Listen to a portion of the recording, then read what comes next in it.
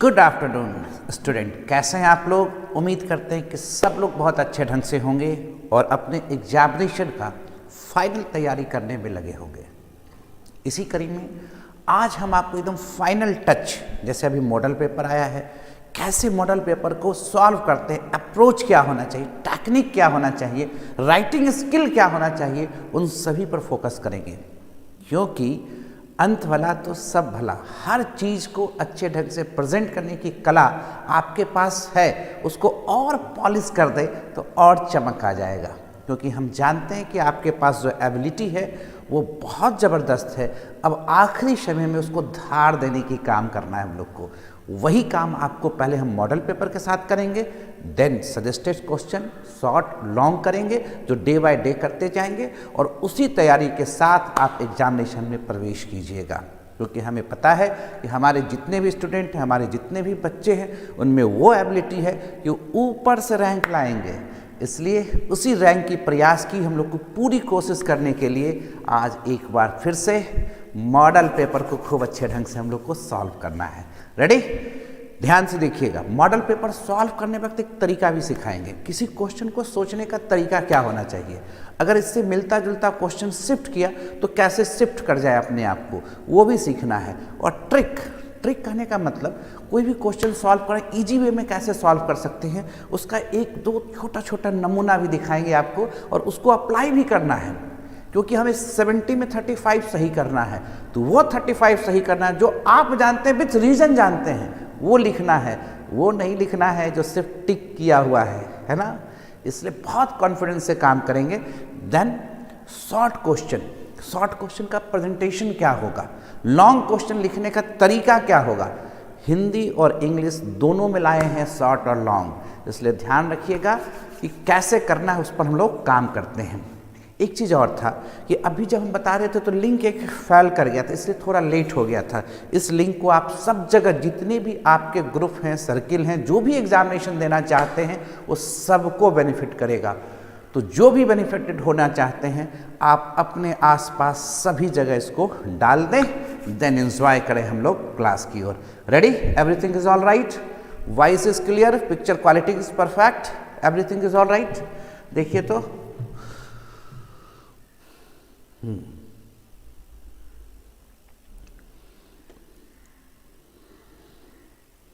Ready? सब कुछ सही है। आप पहले ये कर लो, शेयर कर लो, क्योंकि अब एकदम ज़बरदस्त ढंग से होगा।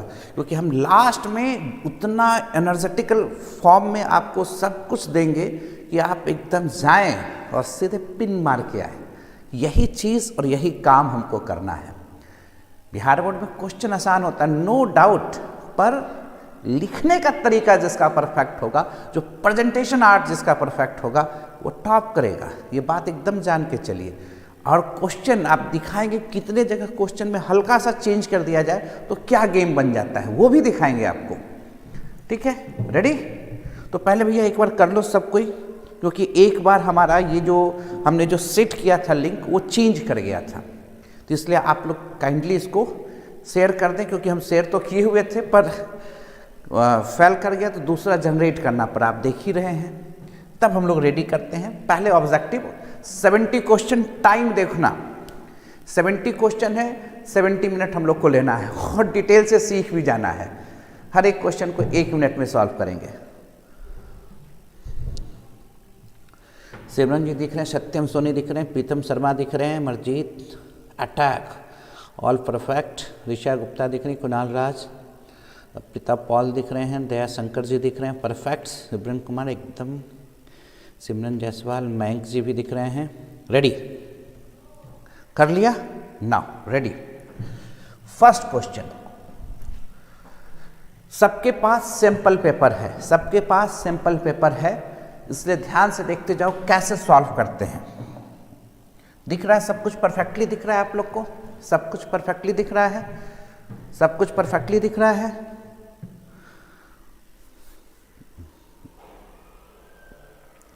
सब कुछ परफेक्टली दिख रहा है? हाँ शुभम गुप्ता जी आप भी हैं, दिख रहा है। सत्यम सोनी रेडी, विक्रम कुमार यादव जी भी दिख रहे हैं। रेडी? परफेक्टली दिख रहा है या? देखिए युवराज कुमार एकदम सीधे लिख रहे हैं 1 का डी, एकदम ये सही बात है। कह रहा है which of the following is non crystalline solid, means amorphous solid, non crystalline solid, word को पकड़ोगे, यही सब थोड़ा थोड़ा अच्छा घुमा के दिया है। अब एमॉर्फस देता तो आप तुरंत समझ जाते हैं। नॉन क्रिस्टलाइन, क्रिस्टलाइन कौन नहीं है? जो पॉलीमेरिक फॉर्म में हो, जो प्लास्टिक हो, ये है। अब तो इस समय बताने की कोई जरूरत है क्या? कोई जरूरत नहीं है। The number of atom in body centred unit cell, body centred unit cell में कुल एटम की संख्या कितनी होगी? आपको एकदम खूब अच्छे ढंग से पता है कि 2 होता है। कैसे होता है? ऑब्जेक्टिव क्वेश्चन है। हम तो पहले बताए हैं आपको कि सिंपल क्यूब पर पूरा कहानी, यानी क्यूब वाले सिस्टम पर ही पूरी कहानी लिखी गई है बोर्ड पर।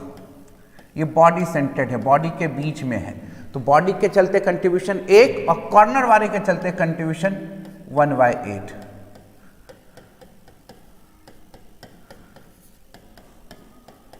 एक प्लस 1 कितने एटम हो गया? 2 एटम्स। Very good. क्या आंसर हो जाएगा? The number of atoms in body centred unit cell. क्या आंसर आप लोग दे रहे हैं? आप लोग आंसर दे रहे हैं 2 का ए। वेरी गुड, 2 का ए, 2 का ए, बहुत अच्छे। Next question, the number of Brevis lattice. Brevis lattice क्या होता है? क्लासिफिकेशन 2 तरीके से किया गया, 1 on the basis of parameter, other on the basis of arrangement of atom in lattice site. यानी दोनों अरेंजमेंट को एक साथ जब जोड़ देते हैं, that lattice is called Brevis lattice. यानी यूनिट सेल का क्लासिफिकेशन 2 तरीके से किया गया है, एक पैरामीटर के आधार पर, दूसरा यूनिट सेल में परमाणुओं की अवस्था के आधार पर। इस दोनों को जब हम एक साथ जोड़ देते हैं तो उसे हम लोग ब्रेविस लैटिस सिस्टम कहते हैं। तो ब्रेविस लैटिस सिस्टम टोटल 14 होता है, पर हमें क्यूब में पूछ रहा है। किस में पूछ रहा है? क्यूब में पूछ रहा है। याद रखने का तरीका क्या बताए थे? सी टॉप थर, याद करो, सी टॉप थर, ये 7 था on the basis of parameter. उसके बाद हम आपको बताए थे रोल नंबर, यही एग्जामिनेशन का नंबर है 32, 42, 1, 1, 1, ये टोटल 14 है। तो क्यूब वाले के लिए कितना है? क्यूब वाले के लिए कितना है? क्यूब वाले के लिए 3 है, क्यूब वाले के लिए 3 है। The number of Brevis lattice in cubic lattice is 3। Formula याद है, सी टॉम थर 32, 42, 1, 1, 1, ये रोल नंबर हो गया। कहीं दिक्कत है किन्हीं को? रेडी? या क्या बात है आस्था पटेल, वेरी गुड, बहुत अच्छा। नेक्स्ट, रेडी रेडी, एकदम fast. Which defect causes the decrease in density of A crystal? कौन सा डिफैक्ट क्रिस्टल की डेंसिटी को डिक्रीज करता है? भैया जहां स्कैपिंग होगा, कहाँ स्कैपिंग होगा? स्कॉट की डिफेक्ट में। स्कॉट की डिफेक्ट बना कैसे था? Equal number of cation and anion missing from the lattice site. जब समान संख्या केटान और एनायन का लैटिस साइड से निकल जाता था, उड़ जाता था, उस डिफेक्ट को क्या कहते थे? स्कॉट की डिफेक्ट। इसलिए स्कॉट की डिफेक्ट में डेंसिटी जो है वो घट जाता था। फ्रेंकेल में तो डिसलोकेशन हो जाता था, इंटरस्टिशियल साइड में डिसलोकेशन हो जाता था, एप सेंटर में एक इलेक्ट्रॉन ट्रैप हो जाता था। या वेरी गुड, बहुत अच्छे, सही है, बहुत अच्छे, बहुत अच्छे, वेरी गुड, थम्स अप। आप लोग का आंसर बहुत परफेक्ट है, बहुत ही सही है।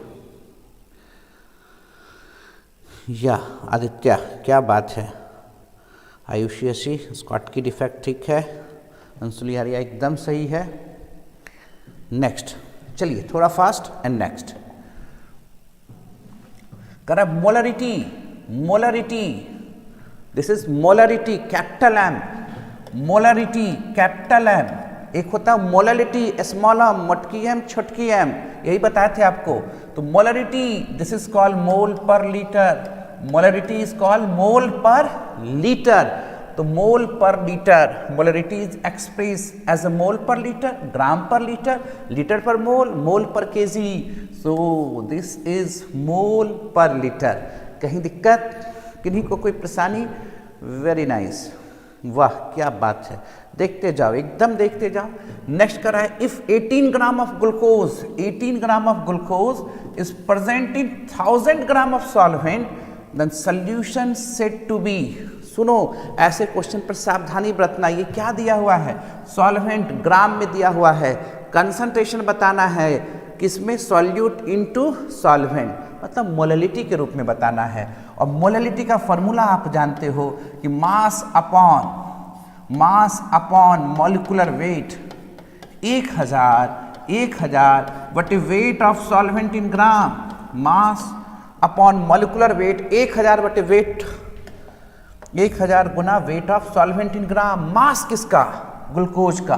मॉलिक्यूलर वेट कितना ग्लूकोज का? 180। बच्चा जानता है ग्लूकोज का molecular formula C6H12O6, molecular weight 180 ग्राम पर मोल।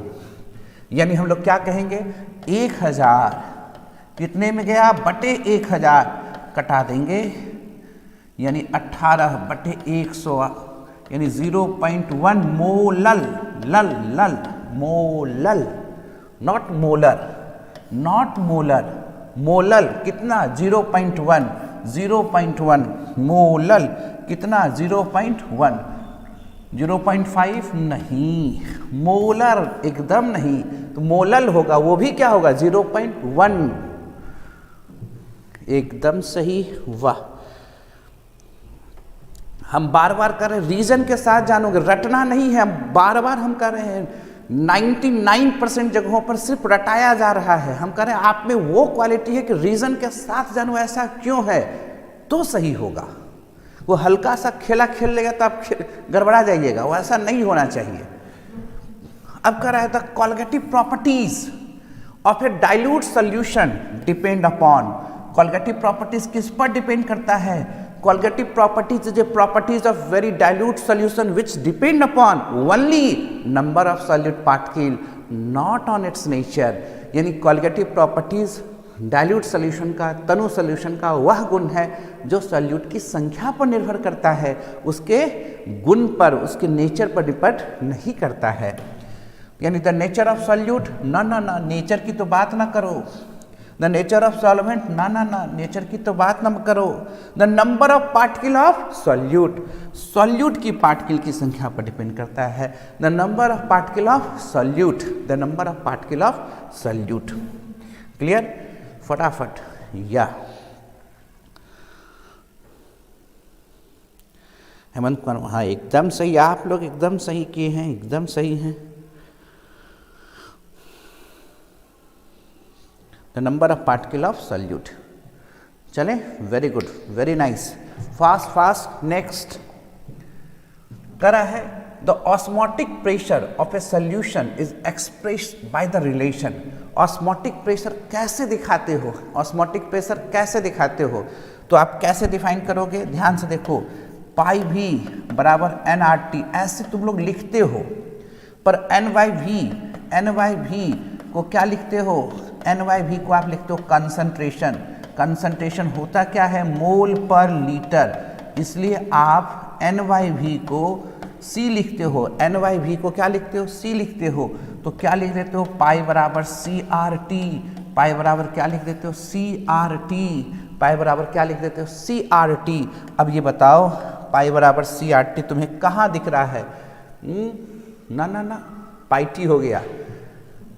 पाई देखो, पाई बराबर क्या दिख रहा है यहाँ? CRT। तो सीधे टिक कर देंगे कहाँ? बी में। पाई बराबर CRT, है ना? एकदम सही है, बहुत अच्छे, बहुत अच्छे।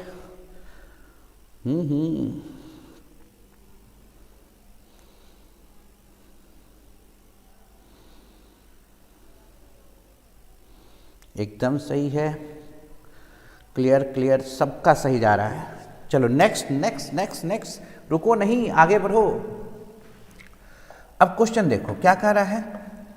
The amount of electricity is required. देखना कितना छोटा सा ट्रिक में बन जाएगा। The amount of electricity required to deposit 1 mole of copper from copper sulphate solution is, कितना फराड लगेगा? ध्यान से सुनो भाई, ये सिखाए थे, कॉपर सल्फेट सोल्यूशन है। कॉपर सल्फेट सोल्यूशन है, तो जैसे ये टूटेगा सोल्यूशन में copper +2 sulphate -2, copper +2 sulphate -2।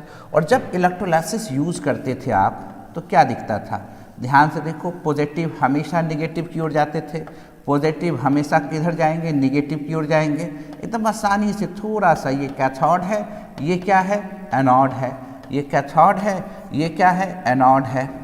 Sign देखो, इलेक्ट्रोलाइसिस में cathode negative, anode positive, galvanic cell में जस्ट उल्टा, गैल्वेनिक सेल में जस्ट उल्टा। जब कॉपर सल्फेट लेंगे, कॉपर प्लस किधर की ओर भागेगा, कॉपर प्लस भागेगा कैथोड की ओर। पढ़ने का तरीका क्या बताए थे कि कॉपर +2, बेचारे को गम है, 2 इलेक्ट्रॉन कम है, 2 इलेक्ट्रॉन दे दो, कॉपर सॉलिड बन गया, 2 इलेक्ट्रॉन दे दो, कॉपर सॉलिड बन गया। यह 1 मोल है, 1 मोल 2 मोल इलेक्ट्रॉन से रिएक्ट किया, बनाया कितना, 1 मोल कॉपर। हमें चाहिए कितना, 1 मोल कॉपर, खा कितना रहा है, 2 मोल इलेक्ट्रॉन, और 2 मोल इलेक्ट्रॉन मतलब 2 फराड, 1 मोल इलेक्ट्रॉन मतलब 1 फराड, 2 मोल मतलब 2 फराड, 2 मोल मतलब 2 फराड। हमें चाहिए क्या, 1 mole copper from copper sulphate solution, how much electricity is required, 2 farad electricity is required, 2 farad electricity is required. एकदम सही है। कैसे हुआ ये जानना बहुत जरूरी है, कैसे हुआ ये जानना बहुत जरूरी है। 2 फराड। अब ये आ जाओ भाई, correct, which one is the correct equation which represent the फ्राडे first law of electrolysis. फ्राडे ने क्या कहा, जितना अमाउंट डालोगे उतने क्वांटिटी निकलेगा, डिपॉजिट होगा। यानी weight of substance is directly proportional to the amount of quantity of electricity use in electrolysis process. यानी किसी इलेक्ट्रोलाइसिस प्रोसेस में उतना ही वेट निकलता है जितना क्वांटिटी में आप इलेक्ट्रिसिटी डालते हैं। तो प्रोपोर्शनलिटी के साइन को इक्वल के साइन में बदलने के लिए ZQ, Q बराबर I गुना T, Q बराबर I गुना T, Q क्या होता है, I गुना T। यहाँ W मास को M से दिखाया गया है, मास को M से दिखाया गया है। Z विद्युत रासायनिक तुल्यांक, ECE इलेक्ट्रोकेमिकल इक्विवेलेंट। तो M बराबर ZIT, M बराबर ZIT, M बराबर ZIT, M बराबर ZIT। क्या बात है मयंक जी, एकदम रट गए हो। ऋचा गुप्ता, सबका सही है, कोई मिस्टेक नहीं है।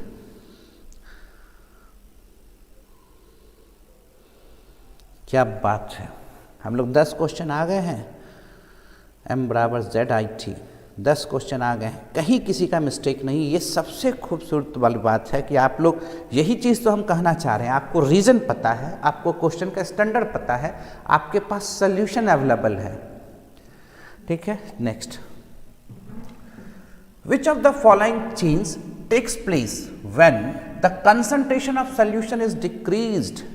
सॉल्यूशन का कंसंट्रेशन घट रहा है तो मोलर कंडक्टिविटी का क्या असर होगा, यही पूछ रहा है। तो molar conductance increases, molar conductance decreases, no change takes place in molar conductance, molar conductance decrease too much. आपको क्या बताया थे, डिबाय हक्कलॉन सागर याद है, स्ट्रॉन्ग वीक इलेक्ट्रोलाइट का खेला याद है। 2 चीज याद कराए थे, याद भी कराए थे, समझाई भी थी, कॉन्सेप्ट भी बताए थे कि जैसे जैसे कंसंट्रेशन घटेगा मोलर कंडक्टिविटी बढ़ेगा, मोलर कंडक्टिविटी बढ़ेगा, पर कप्पा कंडक्टिविटी घटेगा। मोलर कंडक्टेंस बढ़ेगा पर कप्पा घटेगा। तो मोलर कंडक्टेंस क्या होता है, इंक्रीज करता है with the dilution increases. Molar conductivity बढ़ता है जब किसी सॉल्यूशन का तनुकरण किया जाता है, डाइल्यूशन किया जाता है। मोलर कंडक्टिविटी इंक्रीजेज, याद कीजिए, kappa into 1000 by molarity. If molarity decreases, molar conductance increases. Any doubt, कोई दिक्कत? पर कप्पा पूछ देता, यहां कंडक्टिविटी पूछ देता, कंडक्टिविटी कप्पा पूछ देता।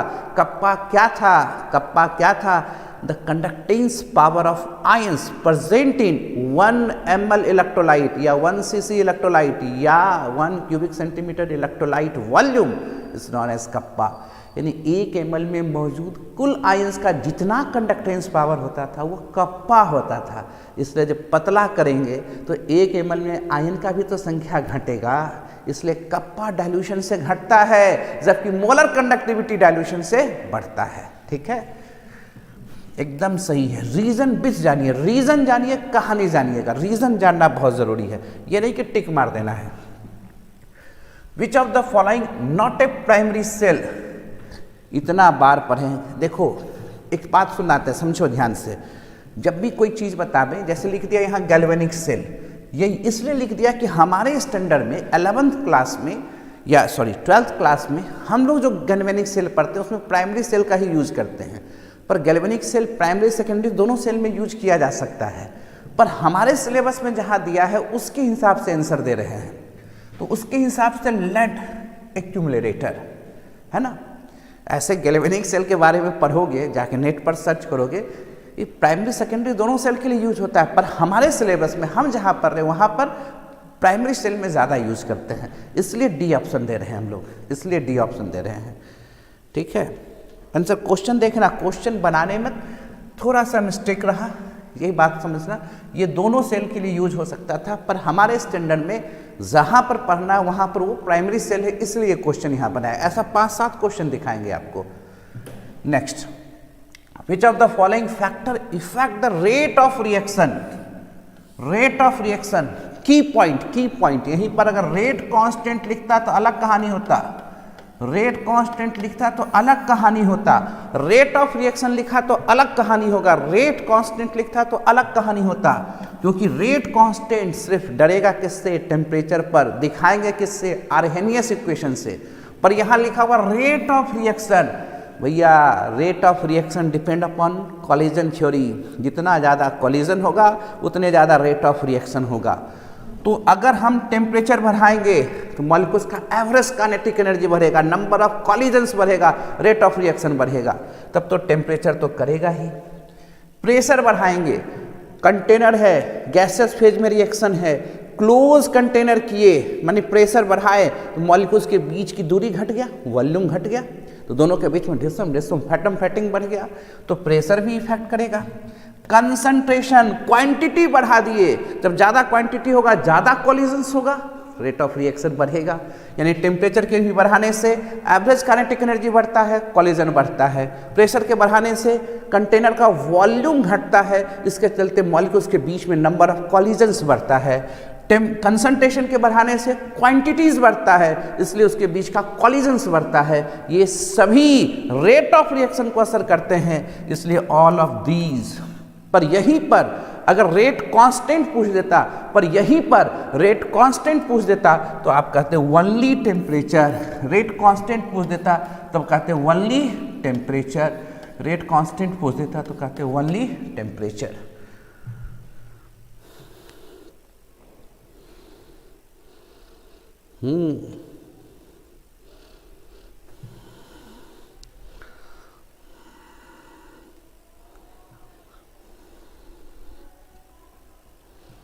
ठीक है, वेरी गुड।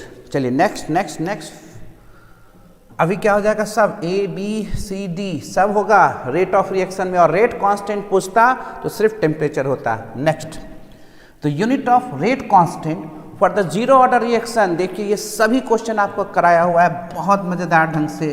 रेट कांस्टेंट ध्यान से देखिएगा, ये कभी भी पूछे अगर आप फार्मूला नहीं जानते हैं, ये वाला तो चीज जानते हैं कि रेट डिपेंड करता है किस पर, कंसंट्रेशन पर। एन क्या है, ऑर्डर ऑफ रिएक्शन, एन क्या हो गया, 0, एन 0 हो गया, तो यानी ये 0 हो गया, तो ऐसे केस में रेट ऑफ रिएक्शन किसके बराबर हो गया, रेट कांस्टेंट के बराबर हो गया। रेट ऑफ रिएक्शन किसके बराबर हो गया, रेट कांस्टेंट के बराबर हो गया। और आप जानते हैं किस, ऐसा भी क्वेश्चन पूछ सकता है, किस ऑर्डर ऑफ रिएक्शन में rate of reaction rate constant के बराबर होगा, तो 0 ऑर्डर। और रेट ऑफ रिएक्शन का यूनिट क्या होता है, कंसंट्रेशन अपॉन टाइम। और कंसंट्रेशन अपॉन टाइम को कैसे लिख सकते हो, मोल per litre time inverse, time जिसमें ले सकते हो तो नेचर ऑफ रिएक्शन पर डिपेंड करेगा। किस में दिया है, सेकेंड में, तो सेकेंड लो। मोल पर लीटर तो होगा ही, मोल पर लीटर, टाइम किस में, सेकेंड इनवर्स, सेकेंड इनवर्स, फटाफट। अगर यही क्वेश्चन को घुमा के पूछता, यह बताइए कहाँ rate of reaction rate constant के बराबर होता है, किस ऑर्डर ऑफ रिएक्शन में जो यूनिट है रेट ऑफ रिएक्शन का रेट कांस्टेंट के बराबर होता है, तो क्या बता देते, जीरो ऑर्डर में। क्या बता देते, जीरो ऑर्डर में। ऐसे कहानी चलना है। वेरी गुड, क्या बात है, वेरी गुड, बहुत अच्छे, शाबाश।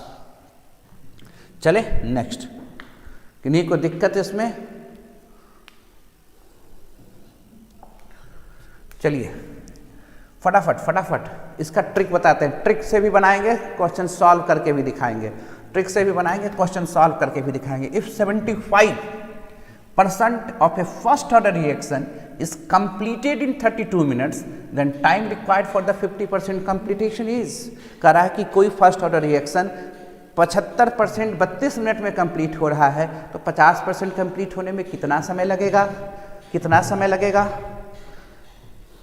फटाफट। आप लोग आंसर तो मार दिया सी।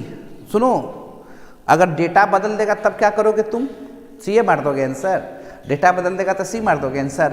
अरे घोड़ा देखो थोड़ा कि फर्स्ट ऑर्डर रिएक्शन के लिए ये यूनिट जान रहे हैं, के बराबर टी लॉग ए माइनस एक्स। ये हम लोग टेक्निक से जान रहे हैं, अगर मतलब फॉर्मूला से जान रहे हैं। अगर फॉर्मूला नहीं भी जानेंगे दिमाग लगा के बना सकते हैं। देखो कैसे दोनों तरीका बताते हैं, इसीलिए बोले ट्रिक भी सीखना। अभी क्या कर रहा है ए, जब भी परसेंटेज का खेला हो 100 ले लो, बचा 75% तो कंप्लीट हो गया, 75% तो चला गया, 75% कंप्लीटेड, 75% तो पूर्ण हो गया, तो बचा कितना, 25। तो के बराबर 2.303, टाइम देखो भैया 32 मिनट्स, लॉग ऊपर 100 नीचे 25 कट के हो गया 4, लॉग 4, करे विचार 2.303 32 लॉग 4 2 पर पावर 2, लॉग 2 पर पावर 2। ध्यान से देखे, निकालना क्या है 50%।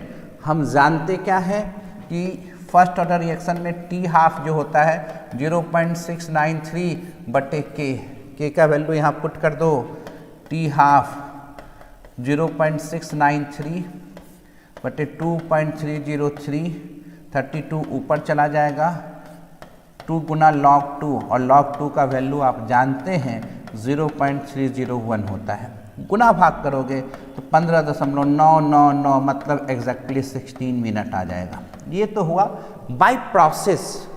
हमको प्रोसेस नहीं आता है, हमें 2 ही ऑर्डर पढ़ के गए हैं, हम एकदम ठेठ बिहारी हैं, 2 ही ऑर्डर पढ़ के गए हैं जो परीक्षा में आता है, फर्स्ट ऑर्डर और जीरो ऑर्डर।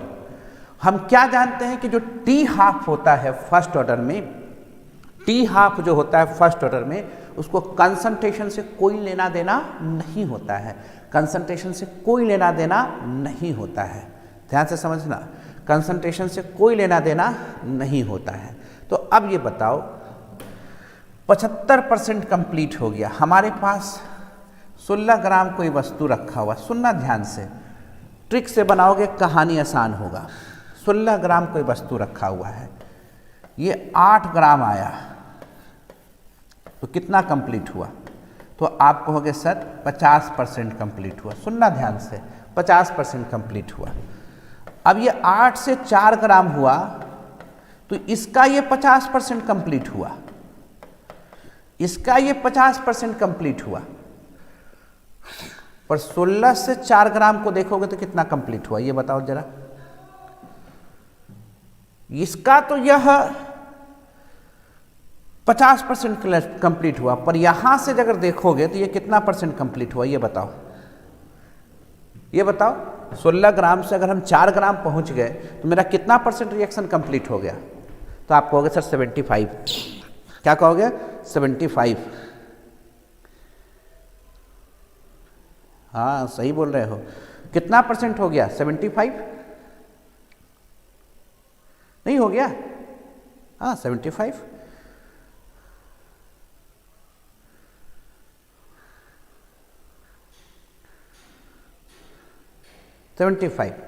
तो आप इस चीज़ बताओ, हमको यहाँ तक आने में, समझो ना ध्यान से, यहाँ तक आने में हमको 32 मिनट लगा, यहाँ तक आने में हमको 32 मिनट लगा, 32 मिनट लगा। यहाँ तक आने में हमको कितना मिनट लगा? 32 मिनट लगा। टी हाफ तो दोनों जगह सेम है, टी हाफ तो दोनों जगह सेम है। टी हाफ को कभी भी कंसंट्रेशन से कोई लेना देना है क्या? टी हाफ को कभी भी कंसंट्रेशन से लेना देना है क्या? बिल्कुल नहीं। टी हाफ को कंसंट्रेशन से क्या लेना देना? इसका मतलब कई बार टी हाफ हुआ? 2 बार टी हाफ हुआ। दोनों टी हाफ को जोड़ दिए तो कितना मिनट हुआ? 32 मिनट हुआ। कितने बार टी हाफ हुआ? 2 बार टी हाफ हुआ। दोनों टी हाफ को जोड़ दिए तो कितना मिनट हुआ? 32 मिनट हुआ। तो एक टी हाफ कितने मिनट का हुआ? 16 मिनट का। एक टी हाफ कितने मिनट का हुआ? 16 मिनट का। सीधे ट्रिक लगा देंगे, 16 मिनट।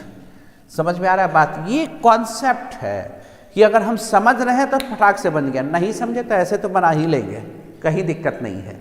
हमको पता है कि फर्स्ट ऑर्डर रिएक्शन में जो टी हाफ है वो कंसंट्रेशन पर निर्भर नहीं करता, कंसंट्रेशन से उसको कोई लेना देना नहीं है।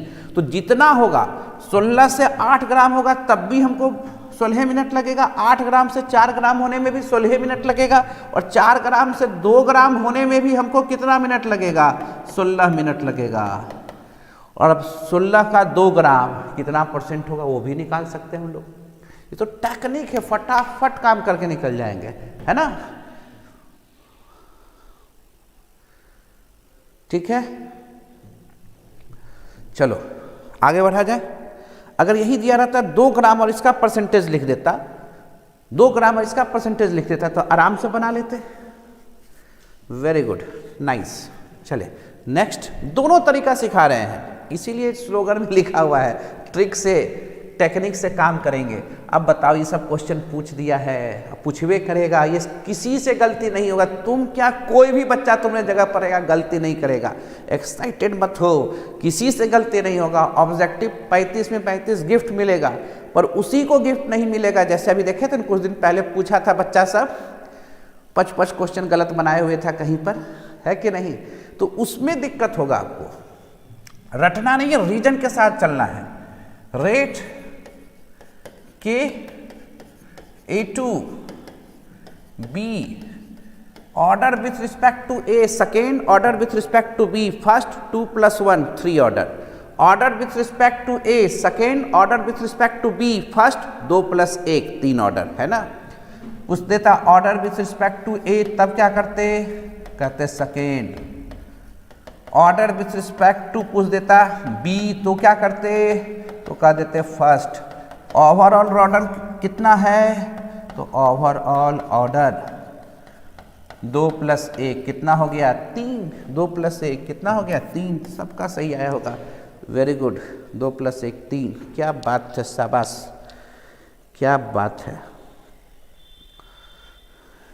फटाफट चलते चले, एकदम हम लोग को समय भी नहीं ज़्यादा देना है।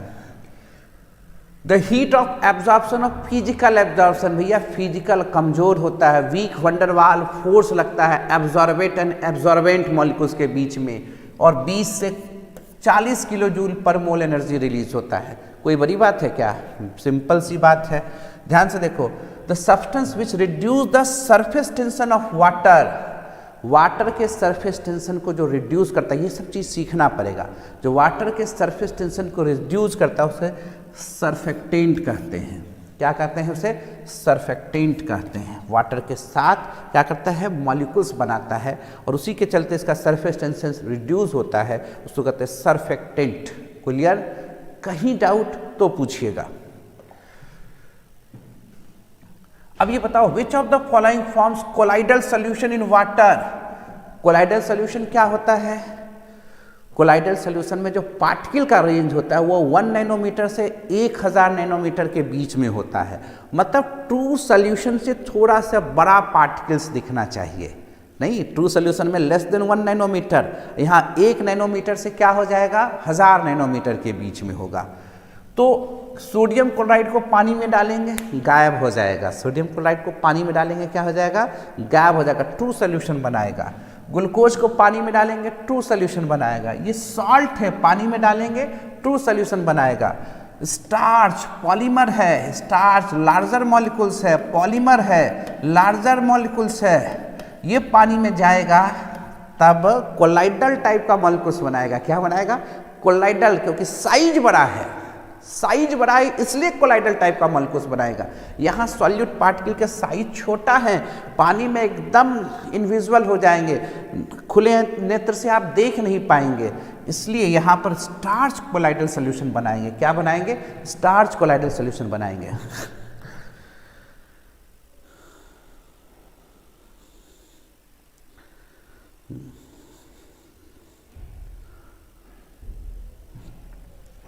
कोई दिक्कत वाली बात? एकदम सही है। Next, which of the following is an emulsifier? कौन सा होगा? हाँ, वेरी गुड वेरी गुड, बहुत अच्छा आंसर यार, ये बहुत अच्छे बहुत अच्छे। नेक्स्ट, तो कौन सा होगा? सॉप बनाएगा, सॉप बनाएगा, ये सब तो रटा हुआ चीज है, सॉप बनाता है, ठीक है। नेक्स्ट, अच्छा ये बताओ, calamine is an ores which of the following metals? किसका ओर्स है कैलेमाइंस? ये बताइए, कैलेमाइंस किसका ओर्स है, ये बताओ।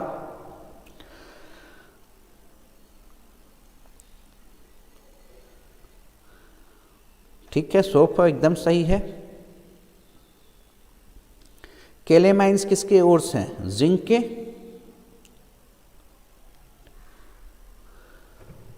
या जिंक के? एकदम सही, जिंक के। अच्छा ये बताओ, कैलोमाइल का दूसरा नाम क्या हो सकता है? इसका कोई दूसरा नाम बता सकते हो? अदर नेम, कोई अदर नेम बता सकते हो क्या? अदर नेम होता है स्मिथोनाइट, स्मिथोनाइट। अदर नेम क्या होता है? स्मिथोनाइट। अगर ये भी पूछ देता तब भी क्या होता है? जिंक है। Which of the following metals is purified by Mond process? ये तो एकदम NCERT के एग्जाम्पल को उठा के दे दिया। निकल कौन सा हुआ था भैया? निकल। और उसी में अगर वैन अर्कल मेथड पूछ देता, जिरकोनियम। वैन अर्कल मेथड पूछ देता, जिरकोनियम, है ना। पर यहाँ पूछा कौन? मॉन्ड प्रोसेस, तो क्या कह देते हैं? निकल। Correct. Which of the following is N reducing agent for thermite process? Thermite process में कौन रिड्यूसिंग एजेंट होता है? थर्माइट मतलब हाई टेम्परेचर पिघलाने के लिए किसकी जरूरत पड़ती है? अल्युमिनियम की। किसकी जरूरत पड़ती है? अल्युमिनियम की। किसका जरूरत पड़ेगा? अल्युमिनियम का। थर्माइट प्रोसेस में किसका जरूरत पड़ेगा? अल्युमिनियम का। ये सब याद करने वाला भी है, कुछ तो याद करने वाला है। थर्माइट प्रोसेस में होता क्या है कि अल्युमिनियम को मिक्स किसके साथ करते हैं? याद है? FeO या Fe2O3, इसके साथ मिक्स किया जाता था। अल्युमिनियम को इसके साथ मिक्स करते थे, ठीक है। चलिए आगे।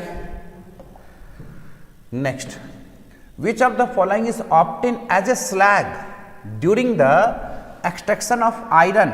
स्लैग के रूप में किसका यूज करेंगे एक्सट्रैक्शन ऑफ आयरन में? फटाफट बताओ।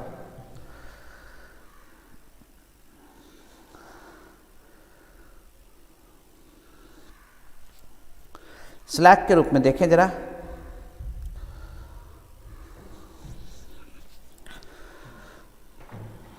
स्लैग के रूप में किसका यूज होगा?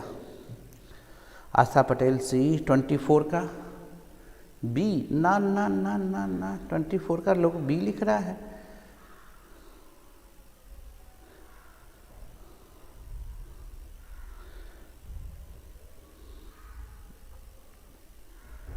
लाइमस्टोन, हाँ, कैल्शियम सिलिकेट, एकदम सही है। कैसे तुम लोग लिख रहे हो भैया? आयरन का तो एक्सट्रैक्शन ही करना है, तो इसको हम स्लैग के रूप में क्यों निकालेंगे? तो कौन निकलेगा? सी, कैल्शियम सिलिकेट। समझ रहे बात को? यहाँ इसको क्यों निकालेंगे हम? इसको तो हमको एक्सट्रैक्शन ही करना है। Which of the following obtain as a slag during the extraction of iron, iron का एक्सट्रैक्शन कर रहे हैं तो आयरन का स्लैग थोड़ा निकलेगा, उसके साथ जो इम्प्योरिटीज है उसी को तो स्लैग के रूप में निकालेंगे, जो चिपका हुआ है निकल ये नहीं रहा है उसको ना हम बनाएंगे फिजुअल, तब ना उसको निकालेंगे। गड़बड़ा दीजिएगा आप लोग। हाँ हाँ सही है, ठीक है आस्था पटेल आपका सही है, ये लोग एकदम दिया दना के सी गड़बड़ करता है। The gas having lowest boiling point, आ जाओ अच्छा क्वेश्चन है, वो सब तो रटने वाला क्वेश्चन था, तीनों चारों क्वेश्चन अभी कर रहे थे रटने वाला क्वेश्चन अच्छा है। The gas having lowest boiling point, boiling point किस पर डिपेंड करता है, BP is directly proportional to intermolecular force, intermolecular forces. अब क्या है ध्यान से देखो, हाइड्रोजन है, हीलियम है, नाइट्रोजन है, आर्गन है, पहले ये छांटो, हीलियम आर्गन एक फैमिली में है, छोटा कौन, हीलियम। इंटरमोलिकुलर फोर्स कमजोर किस में, हीलियम में। इंटरमोलिकुलर फोर्स सबसे मजबूत कौन सा होता है, एच बॉन्डिंग, सबसे मजबूत कौन सा होता है, एच बॉन्डिंग। उसके बाद क्या होता है, डाइपोल डाइपोल, उसके बाद क्या होता है, डाइपोल डाइपोल, उसके बाद क्या होता है, वंडरवाल फोर्स। तो भैया पहले ये देख लो इसमें क्या लगेगा, वंडरवाल, छोटा वंडरवाल किसमें, हीलियम में। तो बॉइलिंग पॉइंट ज़्यादा किसका, आर्गन का, कम किसका, हीलियम का। इस दोनों में तो दिख गया हीलियम कम है, हीलियम कम है, इस दोनों में कम है। अब इधर आ जाओ, हाइड्रोजन H2 में, नाइट्रोजन N2 में, दोनों क्या है, नॉन पोलर, ये भी क्या है, नॉन पोलर, ये भी क्या है, नॉन पोलर। हाइड्रोजन में दो छोटे छोटे एटम है, दो मोटे मोटे एटम है, मॉलिक्यूलर साइज बढ़ गया, इसलिए बॉइलिंग पॉइंट इसका ज़्यादा है, इसका कम है। अब ये दोनों कम है, ये दोनों ज़्यादा है, अब इस दोनों में देखना है किसका कम है। तो भैया जरा देखो ना, दो मॉलिक्यूलर H2 दो मॉलिक्यूल्स के बीच में वंडरवाल फोर्स लगेगा, दो मॉलिक्यूल्स के बीच में वंडरवाल फोर्स लगेगा, सोचो जरा ध्यान से। और छुच्छे एटम के बीच वंडरवाल फोर्स लगेगा, सिंगल एटम के बीच वंडरवाल फोर्स लगेगा। इस दोनों में तो ऊपर वाले में कम, इस दोनों में ऊपर वाले में कम। अब यहाँ एक छोटे छोटे एटम, नन्हे एटम के बीच वंडरवाल फोर्स लग रहा है, दो मॉलिक्यूल्स के बीच वंडरवाल फोर्स लग रहा है। बताओ भैया कहाँ वंडरवाल फोर्स मजबूत होगा, तो निश्चित तौर पर वंडरवाल फोर्स कहाँ मजबूत होगा, हाइड्रोजन में मजबूत होगा। तो यानी बॉइलिंग पॉइंट हाइड्रोजन का ज़्यादा होगा, हीलियम का कम होगा। रीजन समझो, हीलियम का कम होगा, इसलिए टिक हीलियम का होगा, टिक हीलियम का होगा। तो यानी हीलियम तब हाइड्रोजन तब आर्गन तब नाइट्रोजन, यानी सबसे कम बॉइलिंग पॉइंट किसका होगा, हीलियम का होगा। रीजन समझो, रीजन समझो।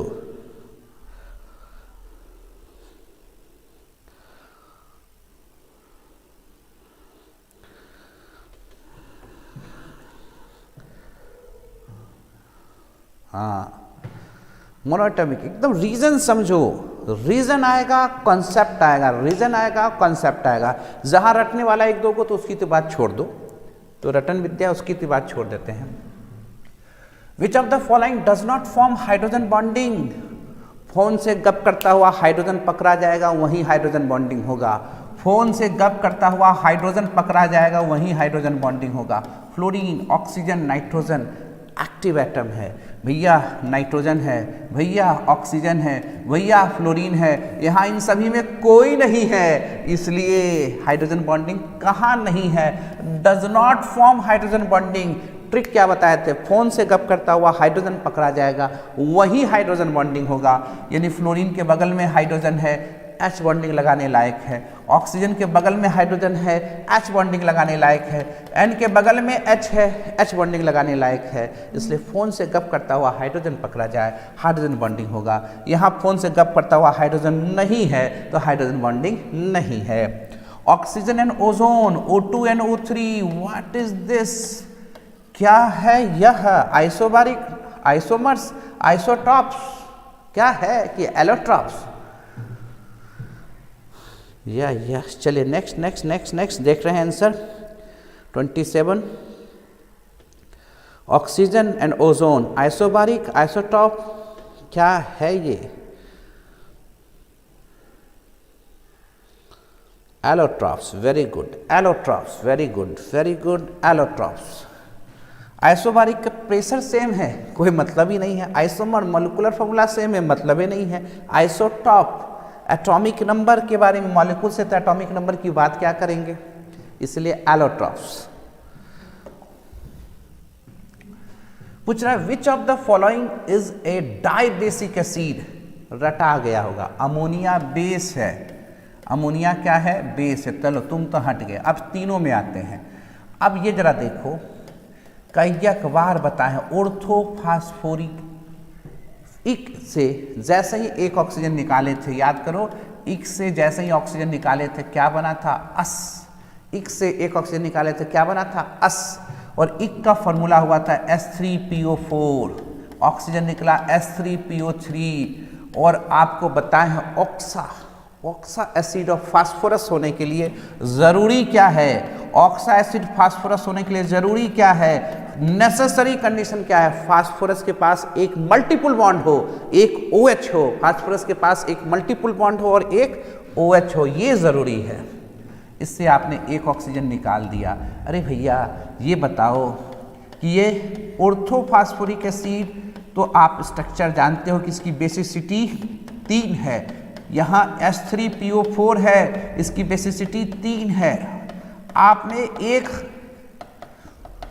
ऑक्सीजन निकाल लिया, बलिदान मांगा, ये देगा बलिदान ना ना, क्योंकि कंडीशन कहता है कि कम से कम एक मल्टीपल बॉन्ड तो रहना ही चाहिए। ये तो निकलने से बोला हम तो निकलेंगे नहीं, तुम लोग अपना समझो। अब तीनों में किसी एक को बलिदान देना होगा, जब तीनों में किसी एक को बलिदान देना होगा तो भाई एक ने दिया, जब एक ने बलिदान दिया तो ये हो गया H3PO2PO3, H3PO3, orthophosphorous acid, phosphoric, this is called phosphoric. ये फास्फोरिक है, ये फास्फोरस है, फास्फोरस है।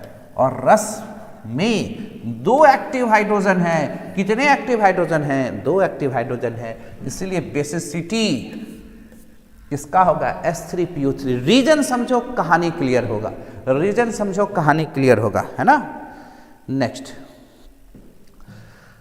कितना अच्छा क्वेश्चन दिया है 29 में, the position of transition metal in periodic table, the position of transition elements in periodic table is within, word को पकड़ो, विदिन, कभी कभी लिखता है बिटवीन, यहां लिखा है विदिन, कभी लिखता है बिटवीन, वर्ड को पकड़ना।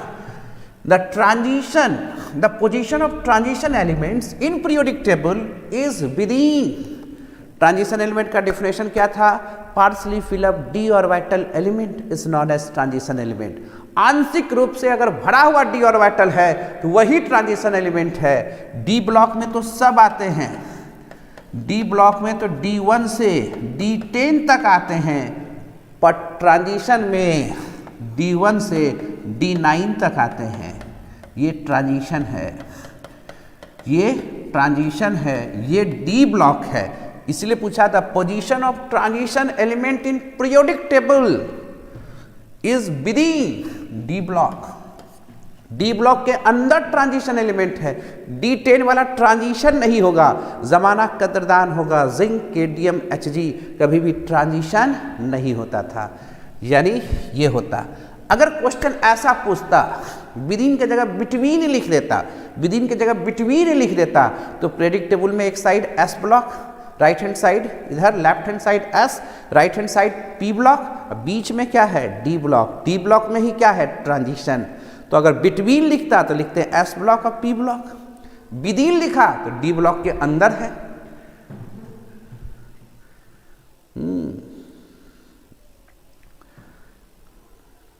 वेरी गुड शुभम गुप्ता, क्या बात है, लाजवाब। डी ब्लॉक कॉन्सेप्ट होना चाहिए, विदिन बिटवीन, कौन है कौन नहीं है। तो जिंक को छोड़ के ग्रुप 12 वाला ट्रांजिशन एलिमेंट नहीं होता है, जिंक कैडमियम Hg, जमाना कदरदान होगा, ये ट्रांजिशन नहीं होगा। चले नेक्स्ट, फास्ट फास्ट करा, which of the following is the pair of transition element, कौन ट्रांजिशन एलिमेंट का पेयर है। तो भैया सबसे पहले ये समझ जाओ, ट्रांजिशन एलिमेंट स्टार्ट होता है 21 के बाद, 20 तक तो ट्रांजिशन की कहानी नहीं है, सिंपल है। डी ब्लॉक एंट्री कहाँ से लेता है? तो डी ब्लॉक एंट्री करता है 21वां से, और जो डी ब्लॉक होगा वही ट्रांजिशन होगा। हम लोग खूब अच्छे से जानते हैं, सोडियम 11, कैल्शियम 20, ये तो ना हो, मैग्नीशियम 12, ये तो ना हो, सल्फर 16, ये तो ना हो, कॉपर 29, Fe 26। जब इसमें एक को 20 के पहले तो ट्रांजिशन एलिमेंट होता ही नहीं है, बच्चा जानता है कि 20 के बाद डी ब्लॉक स्टार्ट होता है, यानी 21वां से डी ब्लॉक स्टार्ट होता है। तो सीधा हम कॉन्फ़िगरेशन क्यों देखेंगे, 20 के बाद वाला कौन दिया है? 29, 26, क्योंकि यहाँ एक निकल गया 12 20 के पहले, ये तो नहीं होगा। निकल गया 11, नहीं होगा। 16 निकल गया, नहीं। तो बच्चा रटता है, 1 से 20 तक तो सब रटता है। डी ब्लॉक आएगा कहाँ से? 21 के बाद। वहाँ ना सोचेंगे, कॉम्प्लेक्स बनाना रहता तो बहुत कॉम्प्लेक्स बना सकते थे, पर ये बहुत सिंपल दिया है। तो सीधे क्या हो जाएगा? डी। सीधे क्या हो जाएगा? D. Clear? Very good, very nice, बहुत अच्छे। आगे आइए, electronic configuration of chromium zinc 24। भैया क्रोमियम का electronic configuration argon 18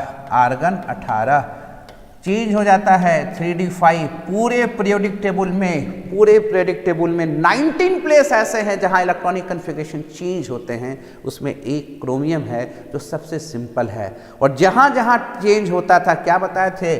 D for dog. हमेशा गेन कौन करता है? डी। चाहे वह गेन कौन करता है? डी। चाहे वह किससे मिले? एस से मिले। एस भी छोड़ेगा तो डी को फायदा होगा, एफ भी छोड़ेगा तो डी को फायदा होगा। हमेशा गेन कौन करेगा? डी। लॉस कौन करेगा? एस और एफ। पूरे प्रेडिक्टेबल में कितने जगह कॉन्फ़िगरेशन चेंज होते हैं? 19 जगहों पर चेंज होते हैं। उसमें सबसे पहला जगह कौन है? क्रोमियम। और सबसे पहले पूछ दिया तो argon 3d5 4s1।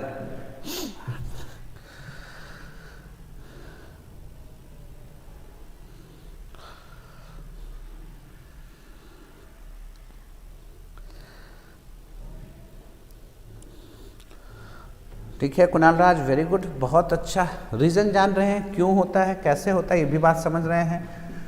Which of the following elements electrons are gradually filled in 4f orbital? किसमें इलेक्ट्रॉन धीरे धीरे 4f ऑर्बिटल में भरा जाता है? क्वाइंस मेटल ना, ये तो डी ब्लॉक का एलिमेंट हो गया, ग्रुप 11 हो गया। क्वाइंस मेटल ग्रुप 11 हो गया, कौन? कॉपर AgAu, ये तो ना होगा। पूछ रहा एक्टेनाइड्स, अरे नहीं, ट्रांजिशन मेटल, ना, ये तो डी ब्लॉक है, हमको एफ की चर्चा कर रहा है। 4f lanthanide, 5f एक्टेनाइड्स, 4f lanthanide, 5f एक्टेनाइड्स। कौन सा ऑर्बिटल कर रहा है? 4f orbital. मतलब सीधे इलेक्ट्रॉनिक कॉन्फ़िगरेशन आता है कि नहीं, यही चेक कर रहा है ना। हमको खाली घुमाने के लिए सब जगह ले गए आपको।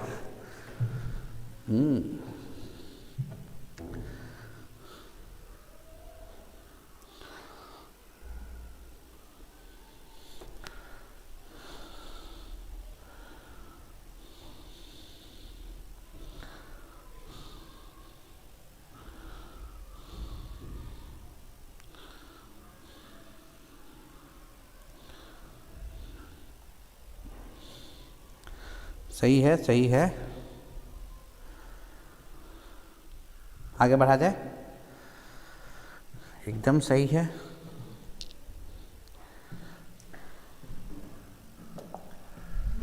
अब पूछ रहा है the oxidation state of FeCN6 -3 कैसे निकालोगे भैया? साइनाइड का होता कितना है? साइनाइड जिसका निकालना उसका x मान लो, अगर x करके निकालना चाहते हो तो x मान लो। टोटल कितना आना चाहिए था? सम -3। एक साइनाइड का कितना होता है? -1। 6 साइनाइड का कितना होगा? -6। x -6, टोटल सम कितना होना चाहिए? -3।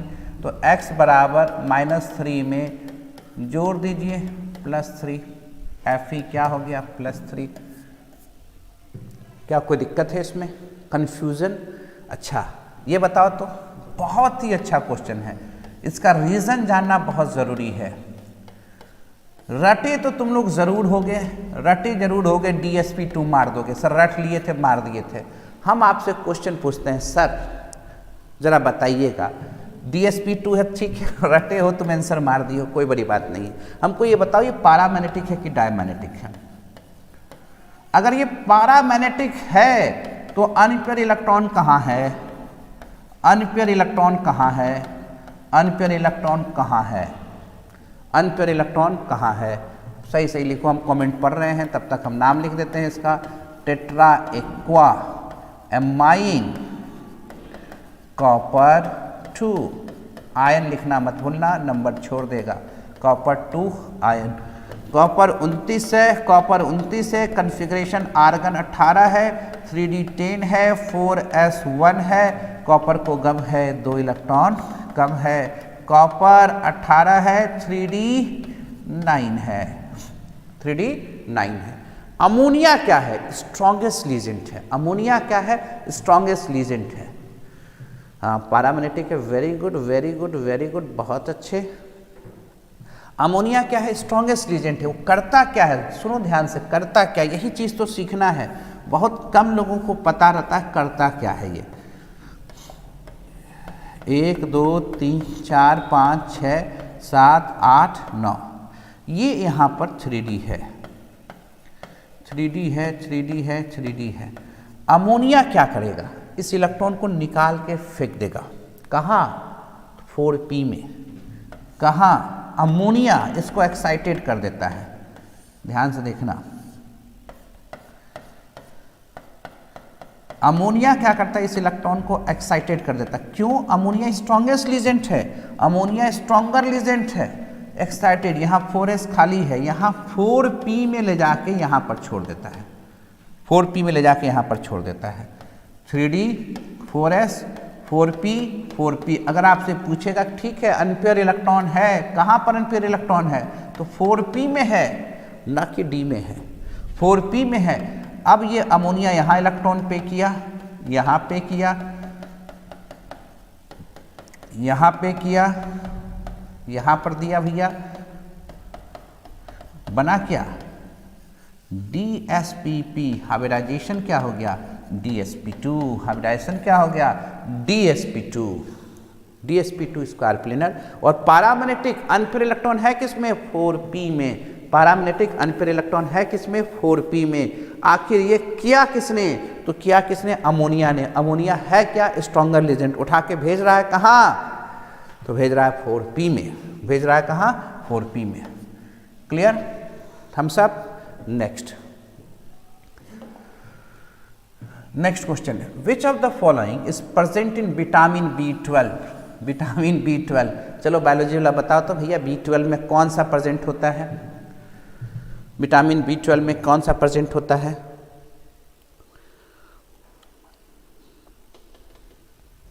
विटामिन B12, चलो जल्दी जल्दी बताओ, विटामिन B12 में कौन सा प्रेजेंट होता है? आदित्य पांडे जी फटाक से बताइए। सब बोला है कोबाल्ट, कोबाल्ट रखा है, नाम याद रखा है कोबाल्ट। इसलिए विटामिन B12 को दूसरा नाम होता है कोबलामाइन, कोबल अमीन, कोबल अमीन कहते हैं ना इसको, विटामिन को कोबल अमीन कहा जाता है। विटामिन B12 का दूसरा नाम क्या होता है? कोबल अमीन, इसलिए कोबाल्ट है यहाँ पर। Geometry of which of the following complex is not tetrahedral? भैया देखो सब निकल है, सब निकल है, सब निकल है, यहाँ Mn है। क्लियर है? अब बताओ कौन टेट्राहेड्रल नहीं है? इसका मतलब ये भी टेट्राहेड्रल होगा, ये भी टेट्राहेड्रल होगा, ये भी टेट्राहेड्रल होगा। ट्रिक्स क्या बताए थे? ट्रिक्स क्या बताए थे? ट्रिक्स क्या बताए थे? ट्रिक ट्रिक ट्रिक, निकल, प्लेटिनम, प्लेटिनम। ध्यान से देखो, ट्रिक को पकड़ो, ट्रिक को पकड़ो।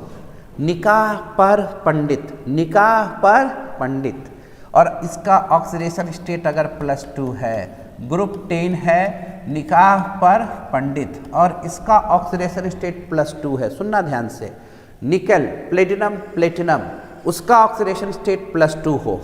पीडी और पीटी में, सुनो ध्यान से, पीडी और पीटी में कोऑर्डिनेशन नंबर 4 हो, कोई भी लीजेंट क्यों ना हो, पीडी और पीटी में कोऑर्डिनेशन नंबर 4 हो, मन में एक ही विचार हो, मन में एक ही विचार हो, वो क्या, DsP2, DsP2, सुनना ध्यान से। निकल में कोऑर्डिनेशन नंबर 4 हो, पहले क्या देखना है, ऑक्सीडेशन स्टेट कितना होना चाहिए, 2। कोऑर्डिनेशन नंबर 4 हो, तब विचार हो कि स्ट्रॉन्ग लीजेंट है कि वीक लीजेंट है। अगर स्ट्रॉन्ग लीजेंट है तब तो DsP2, स्ट्रॉन्ग लीजेंट कहने का मतलब साइनाइड, स्ट्रॉन्ग लीजेंट कहने का मतलब ऑक्सलेट, स्ट्रॉन्ग लीजेंट कहने का मतलब अमोनिया, इत्यादि इत्यादि इत्यादि इत्यादि। अगर कोऑर्डिनेशन नंबर 4 है और वीक लीजेंट है, वीक लीजेंट है जैसे हेलोजन, क्लोराइड, वाटर, इस तरह का कोई वीक लीजेंट है, तब तो एक ही विचार है, sp3, सुनना ध्यान से, sp3 पैरामैग्नेटिक, ये क्या हो जाएगा, डायमैग्नेटिक, ये क्या हो जाएगा, डायमैग्नेटिक। क्लियर। तो निकेल के साथ पहले निकेल वाला कहानी पकड़ लो, ये कार्बोनाइल 0, -2 + 2, -4 + 2। अब देखो निकेल में +2 ऑक्सीडेशन स्टेट है, +2 ऑक्सीडेशन स्टेट है, साइनाइड स्ट्रॉन्ग लीजेंट है, साइनाइड स्ट्रॉन्ग लीजेंट है, क्या हाइब्रिडाइजेशन हो जाएगा, DsP2। DsP2 क्या होता है, square planar, square planar, square planar, square planar. और अगर मैग्नेटिक प्रॉपर्टीज पूछता तो क्या लिखते, डायमैग्नेटिक।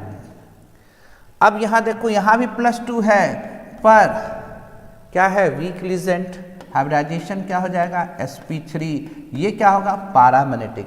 सर इसमें कैसे निकालेंगे, देखो जितने भी मेटर कार्बोनाइल होते हैं, जितने भी मेटर कार्बोनाइल होते हैं, ट्रिक सिखाए थे, मेटर कार्बोनाइल डायमैग्नेटिक होते हैं। कार्बोनाइल ग्रुप स्ट्रॉन्गर लीजेंट है, कार्बोनाइल ग्रुप स्ट्रॉन्गर लीजेंट है, इसलिए क्या करेगा, फोरस के इलेक्ट्रॉन को पुश कर देता है, किसमें पुश कर देता है, D में, और ये D10 हो जाता है कॉन्फ़िगरेशन, और हाइब्रिडाइजेशन क्या हो जाता है, sp3। और इसको चेक करेंगे, जैसे इधर चेक किए थे उधर ऐसे भी यहाँ चेक करेंगे, sp3 paramagnetic, sp3 paramagnetic. Clear है। तो कौन नहीं होगा, C।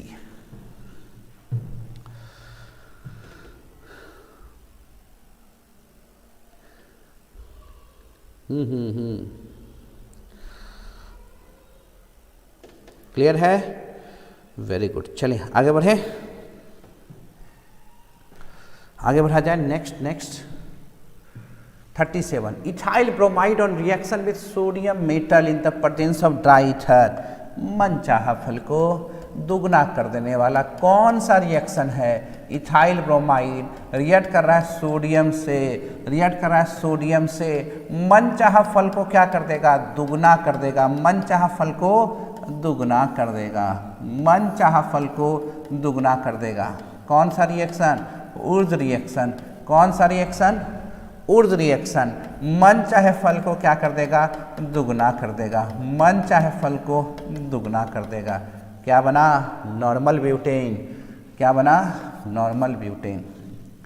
कोई दिक्कत वाली बात है, कोई दिक्कत वाली बात है इसमें, एकदम सही है ऊर्ज रिएक्शन। अच्छा अब चलो नेक्स्ट करा है, which of the following used as a antiseptic.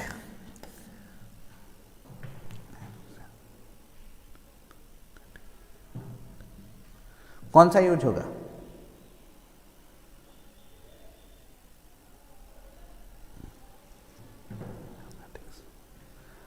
ठीक है। नेक्स्ट क्वेश्चन का जवाब दो, मेमोरी बेस से।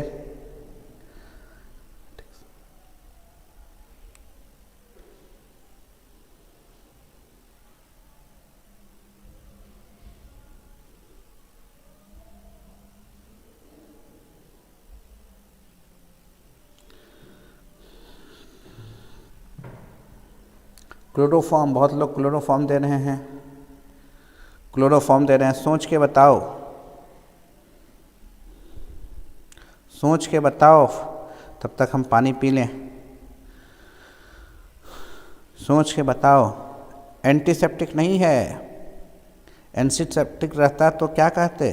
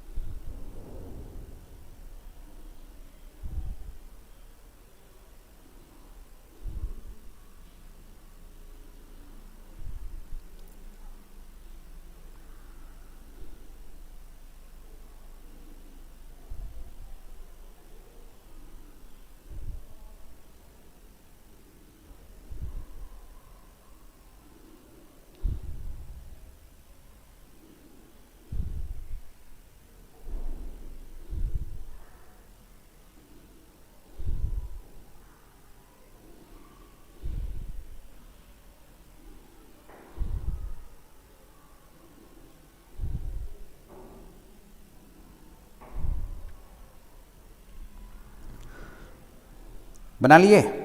चलिए रेडी।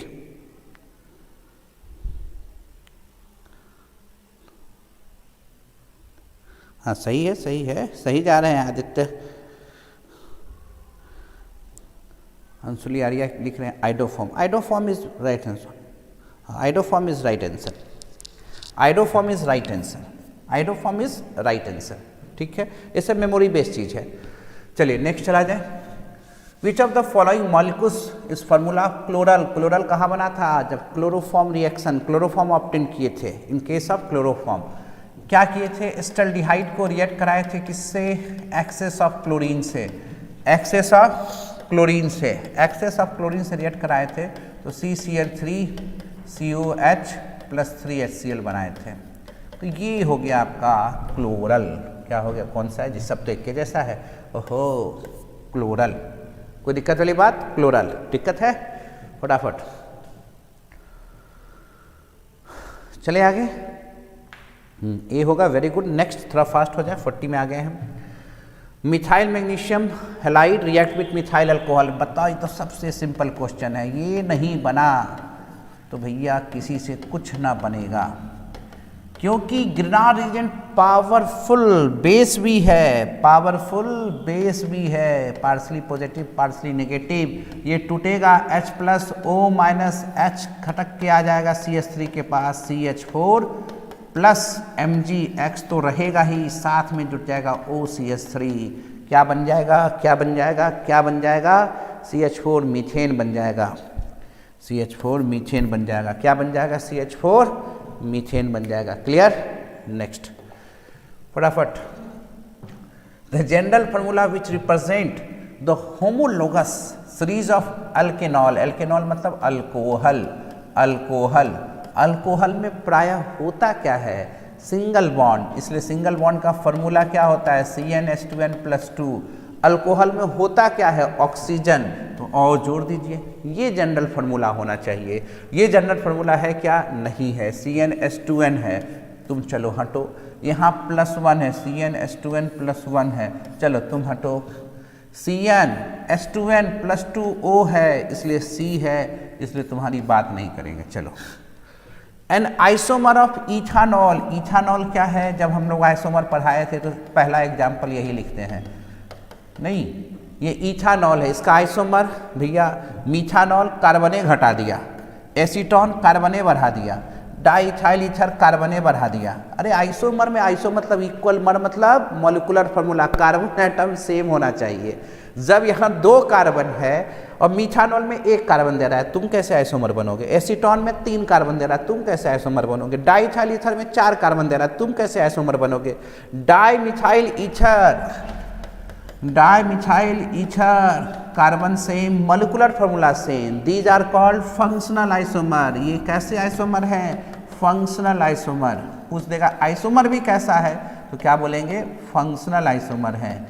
कैसे आइसोमर है? फंक्शनल आइसोमर है। Clear? Very good, functional isomer है। चलिए फास्ट फास्ट नेक्स्ट। पूछ रहा है which of the following Lucas reagent. Boom boom boom boom, Lucas reagent मतलब बूम बूम। तो क्या हो जाएगा? एनहाइड्रस ZnCl2 एंड कौन का Cl। टर्सरी अल्कोहल के साथ करकराहट सनसनाहट की आवाज़ तुरंत दे देता था, यानी तुरंत टर्बिडिटी अपेयर हो जाता था, वाइट अपेरेंस फील हो जाता था। और सेकेंडरी के साथ विद इन 5 मिनट में, प्राइमरी के साथ very slow, some books written no reaction but still reaction होता है, पर बहुत स्लो रिएक्शन होता है। Rectified spirit contains. Rectified spirit में क्या होता है भैया? लगभग शुद्ध इथाइल अल्कोहल होता है। कौन सा अल्कोहल? Ethyl alcohol. शुद्ध मतलब 100% नहीं, 100% से थोड़ा सा कम। बहुत प्यूरिफाई करेंगे तो 96% तक जाते हैं, तो 95.5% होगा, 95.5% होगा।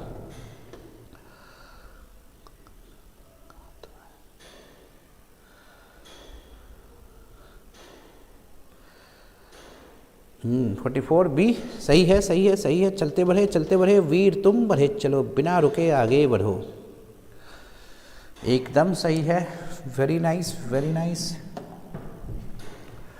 करा है the general formula both aldehyde and ketones. सुनो ध्यान से, एल्डिहाइड कीटोन्स में common group carbonyl group, common group carbonyl group, और कार्बोनाइल ग्रुप है तो डबल बॉन्ड होगा, डबल बॉन्ड होगा तो डबल बॉन्ड वाला फार्मूला चूज करेंगे। एल्डिहाइड कीटोन में क्या होगा, एक ऑक्सीजन होगा, तो यही फार्मूला होता है CnH2nO, CnH2nO, CnH2nO।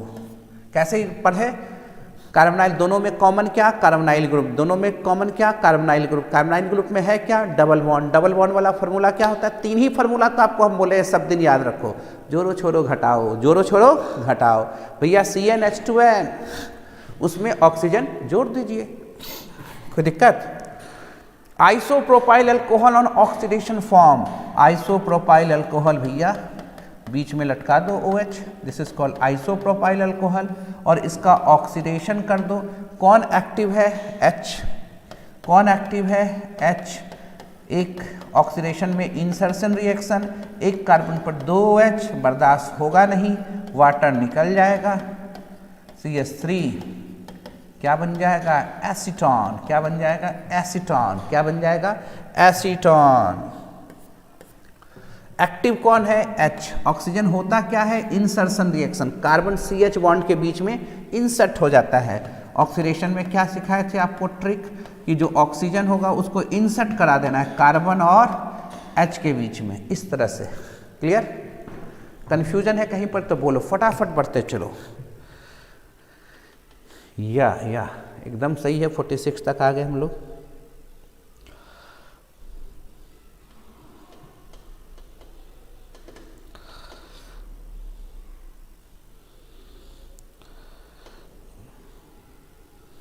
चलें आगे, वेरी गुड, बहुत अच्छे। नेक्स्ट कह रहा है क्या, विच of the following is form when a mixture of calcium formate and calcium acetate is heated.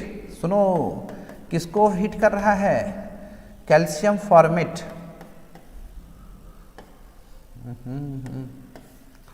Calcium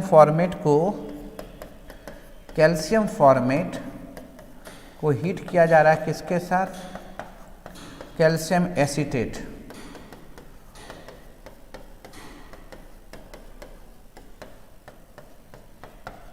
इसके साथ हीट करता है। ध्यान से देखो क्या होता है, पहले तो कार्बन डाइऑक्साइड को उड़ा दो, उड़ गया। अब इसके साथ ये वाला पार्ट,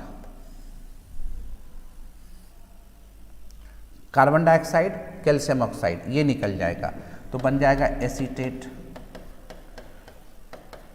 एस्टल्डिहाइड। यानी ये CH3 और इसका H, कार्बन डाइऑक्साइड तो उड़ गया खूब आराम से, यहाँ से ये कैल्शियम निकल जाए। थोड़ा सा साफ सुथरा बना देना, न तो आप कहिएगा सर कहाँ क्या कर दिए। चल चल चल चल चल, हट, हाँ, चल। पहले देखो, एक काम करो, मिक्सचर को एकदम ऐसे देखो, कैल्शियम कार्बोनेट के रूप में टूटेगा, इसको हम यहाँ से तोड़े माइनस प्लस, यानी ये वाला पार्ट है, और इस वाले पार्ट में ये H जाके जोड़ दीजिएगा ऊपर वाले में, तो कार्बन डाइऑक्साइड कैल्शियम के ऑक्साइड के साथ कैल्शियम कार्बोनेट बन के निकल जाएगा। नीचे में भी आपको इसी तरह क्लीव करना है, एक बार इधर एक बार इधर, ठीक है। तो इसके चलते क्या बन जाएगा आपको, CH3COH बन जाएगा, CH3COH बन जाएगा, नाम हो जाएगा इथेनल। क्या नाम हो जाएगा, इथेनल। अगर सुनो ध्यान से, अगर सिर्फ यही रहता, यही सिर्फ रहता, तब तो एसीटोन बन जाता, तब तो सिर्फ एसीटोन बन जाता, सिर्फ यही रहता, तब तो सिर्फ फॉर्मल्डिहाइड बन जाता। और दोनों का मिक्सचर है, इसलिए इसका पार्ट और इसका पार्ट मिक्स हो जा रहा है, ठीक है, इथेनल बन जाएगा। क्लियर, कोई डाउट वाली बात। अगर सिर्फ ये रहता तब तो एसीटोन, ये दोनों का मिक्सचर रहता तब तो इथेनल, और सिर्फ ये रहता तब तो फॉर्मल्डिहाइड।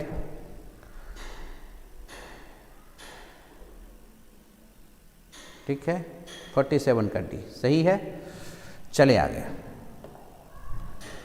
अब ये बताओ, the correct order of reactivity C6H5 MgBr, C6H5 MgBr, Mg plus minus, अब ये कहाँ जाएगा, देखो ध्यान से, ये कार्बोनाइल ग्रुप है, ये कार्बोनाइल ग्रुप है, जरा ऊपर ही बना देते हैं, जरा देखो दोनों साइड से फिनाइल है।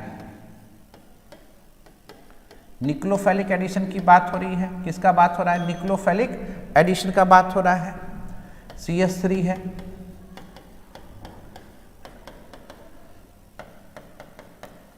अब ये हमको बताओ कार्बोनाइल ग्रुप पर होता क्या है, इस तरह से चार्ज निगेटिव और पॉजिटिव सिखाए थे ना, यही चार्ज होता है।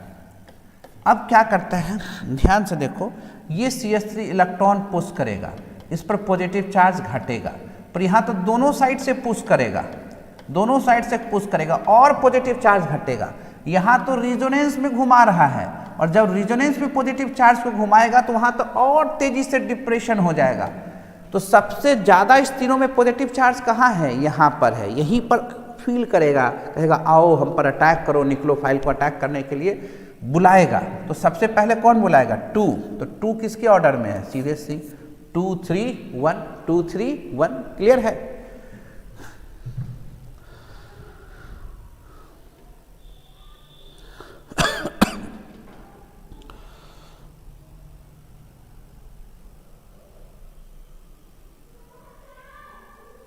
कोई दिक्कत, 2 3 1। क्वेश्चन नंबर 48 नेक्स्ट करा है, which of the following compound does not contain carboxylic group. अब ये बताओ, पिक्रिक एसिड का फॉर्मूला हमको बता के दिखाना होगा कि picric acid 2,4,6 tri nitro, methanoic acid इसके पास है, इथेनोइक एसिड है, इथेनोइक एसिड है, बेंजोइक एसिड है, सबके पास है। तो किसके पास नहीं है, तो पिक्रिक एसिड। किसके पास नहीं है, पिक्रिक एसिड। चले next, which of the following functional isomer of monocarboxylic acid. क्या याद कराए थे, अल्कोहल होगा तो ईथर होगा, एल्डिहाइड होगा तो कीटोन होगा, एसिड होगा तो एस्टर होगा। समझे मिस्टर, क्या लिखाए थे, अल्कोहल होगा तो ईथर होगा, अल्कोहल होगा तो ईथर होगा फंक्शनल आइसोमर, एल्डिहाइड होगा तो कीटोन होगा, कार्बोक्सिलिक एसिड होगा तो एस्टर होगा। समझ रहे हो मिस्टर, कार्बोक्सिलिक एसिड होगा तो क्या होगा, एस्टर होगा। यही ट्रिक से आपका काम बन जाएगा। फंक्शनल आइसोमर कैसे देखे थे, clear, molecular formula same, function group change हो जाए तो एसिड का फंक्शन आइसोमर क्या होता है, एस्टर होगा। याद कैसे रखने के लिए बताया था, अल्कोहल होगा तो ईथर होगा, एल्डिहाइड होगा तो कीटोन होगा, कार्बोक्सिलिक एसिड होगा तो एस्टर होगा, और सबके जनरल फार्मूला सेम होते हैं। इस दोनों का जनरल फार्मूला CnH2n+O, इस दोनों के लिए ये लगाओगे, इस दोनों के लिए CnH2nO लगाओगे, और इस दोनों के लिए CnH2nO2 लगाओगे। कोई गम होगा, clear.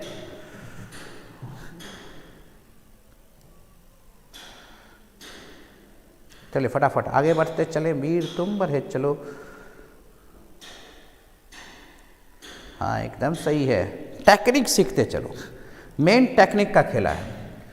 By which of the following reagent formic acid and formaldehyde can be distinguish. किस रिएजेंट से फॉर्मिक एसिड और फॉर्मल्डिहाइड, सुनना ध्यान से, फॉर्मल्डिहाइड में ये फार्मूला होता है, फॉर्मिक एसिड में ये फार्मूला होता है। सुनो ध्यान से, इसका मतलब फॉर्मिक एसिड का जो ये वाला पार्ट है भैया, और फॉर्मिक एसिड का ये वाला पार्ट और फॉर्मल्डिहाइड का ये वाला पार्ट दोनों में तो सेम है, दोनों में तो सेम है।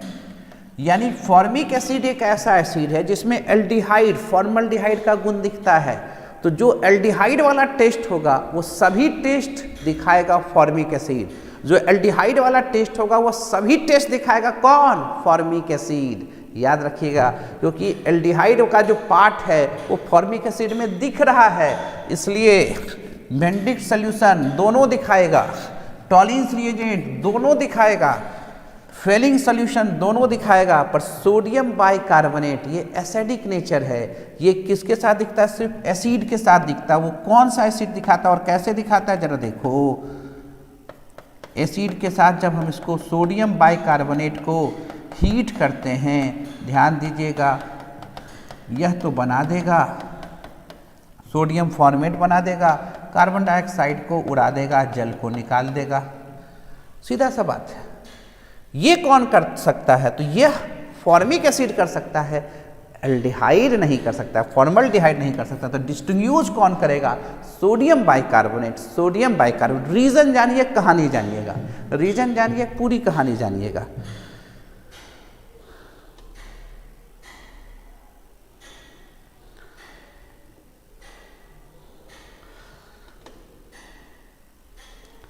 कहीं दिक्कत? चलें आगे, fast forward. Which of the following compound obtained when formic acid heated with Kong sulfuric acid? Kong sulfuric acid, ध्यान से देखो, Kong sulfuric acid दुश्मन होता है, किसका दुश्मन होता है? पानी का। Kong sulfuric acid is dehydrating agent. Kong sulfuric acid is dehydrating agent। इससे वाटर निकाल लेगा। जब वाटर निकालेगा, छुच्छे क्या बचेगा? Carbon monoxide. क्या बचेगा? Carbon monoxide. ये इनऑर्गेनिक में भी सिखाए हैं, पी ब्लॉक में। याद रखो, ऑक्जेलिक एसिड है, और ऑक्जेलिक एसिड में अगर हम लोग कॉन्ग सल्फ्यूरिक एसिड डाल देते, क्या डाल देते? कॉन्ग सल्फ्यूरिक एसिड डाल देते। ऑक्जेली, ये तो फॉर्मिक एसिड हुआ, ऑक्जेलिक एसिड में भी पानी निकाल देता, बनाता carbon dioxide, carbon monoxide plus H2O। सिखाया हुआ है कि नहीं? इसलिए क्या बनेगा? Carbon monoxide. क्या बनेगा? Carbon monoxide. जबरदस्त डिहाइड्रेटिंग एजेंट है कौन? Sulphuric acid. चले फास्ट फास्ट फास्ट मूव करते चलें।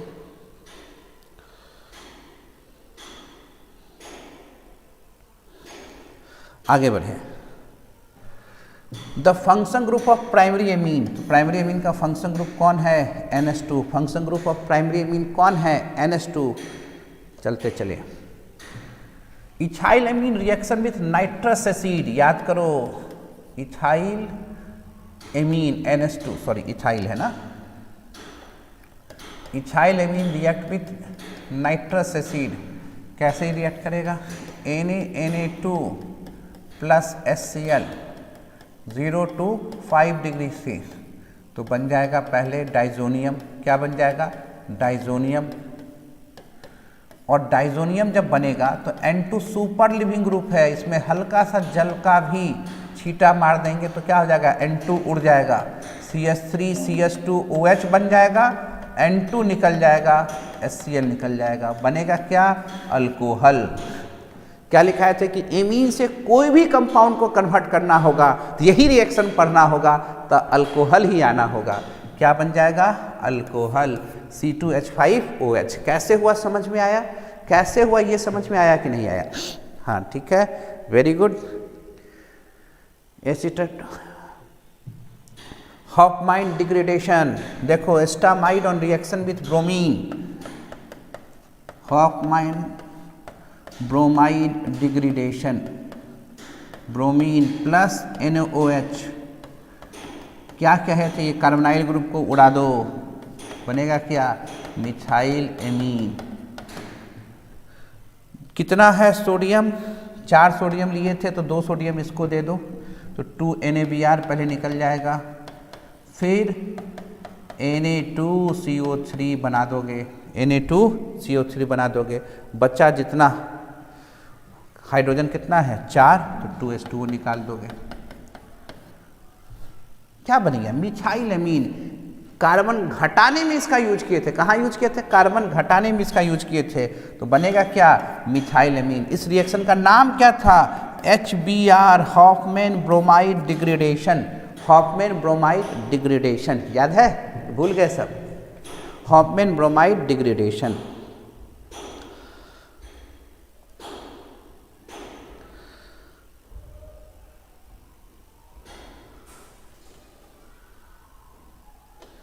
एकदम बी है, सही है, एकदम सही है। कहाँ तक आगे? 55। थोड़ा बढ़ा जाए, fast fast fast. Correct. In which of the following alkylation is possible? Is possible, किसमें अल्काइलेशन पॉसिबल है? किसमें अल्काइलेशन पॉसिबल है? In which of the following is alkylation is possible?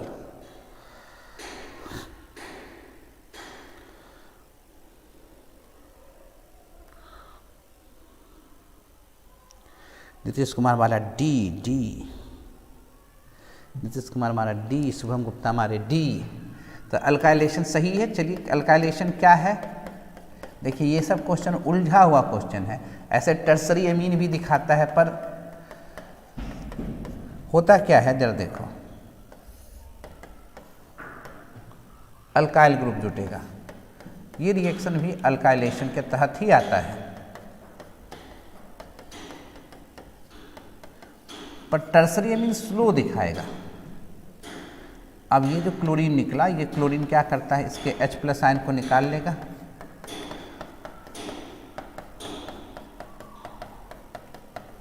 ऐसे तो बेस के प्रेजेंस में भी हम कर सकते हैं, ऐसे भी कर सकते हैं। ये ज़्यादा बढ़िया कौन दिखाता है, प्राइमरी और सेकेंडरी। टर्सरी भी दिखाता है, उस केस में स्लो होता है, पर यहाँ दे दिया ऑप्शन में तो हम लोग ऑप्शन बना देते हैं। पर याद कीजिए जब मैकेनिज्म सिखाए थे, ये SN2 मैकेनिज्म के अंतर्गत गया था।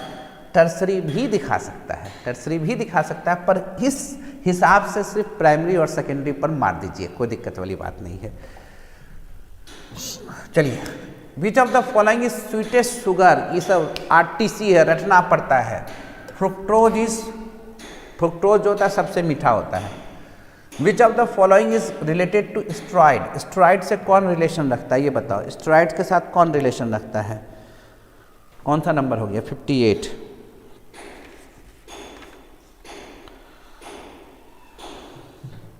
स्टेरॉइड के साथ कौन सा रिलेशन रखता है, ये याद रखना होगा, ये सब याद रखना होगा। स्टेरॉइड के साथ रिलेशन कौन रखता है? Vitamin D.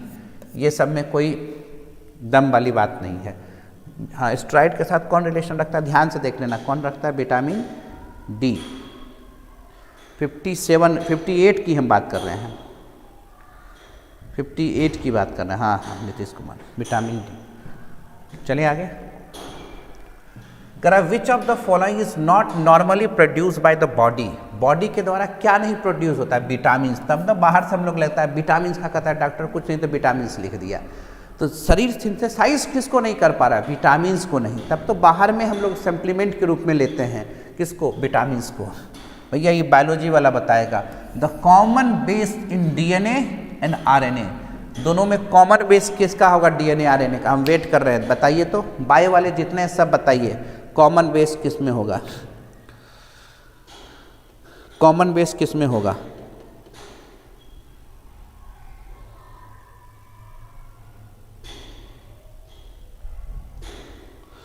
कॉमन बेस किस में होगा?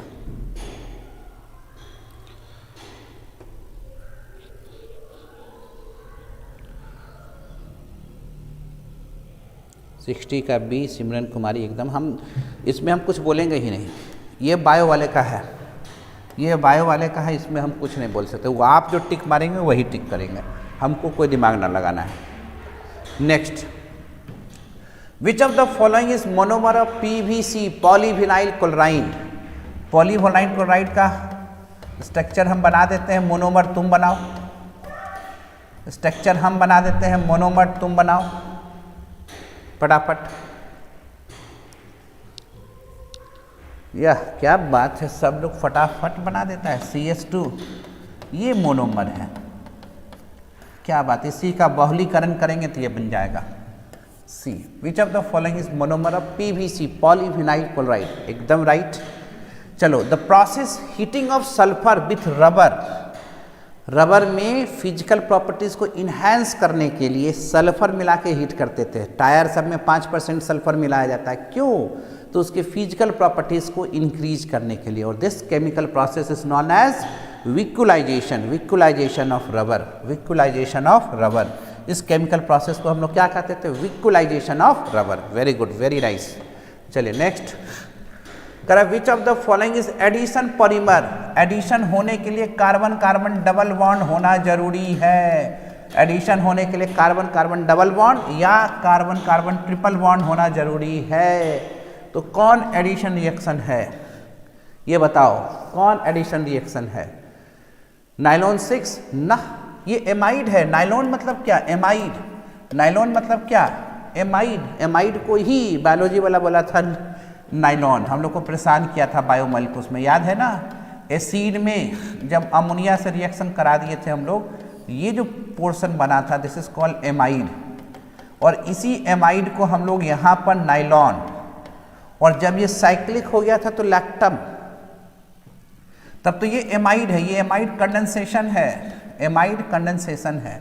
डेक्रॉन ईस्टर वाला था, एसिड जब अल्कोहल से रिएक्ट कर गया था, एसिड जब अल्कोहल से रिएक्ट किया था तो क्या बना था मिस्टर, सॉरी देखिए ईस्टर, एसिड का OH अल्कोहल का H बना था ईस्टर, क्या बना था ईस्टर, तो ये क्या हो गया था डेक्रॉन, ये भी कंडेंसेशन है।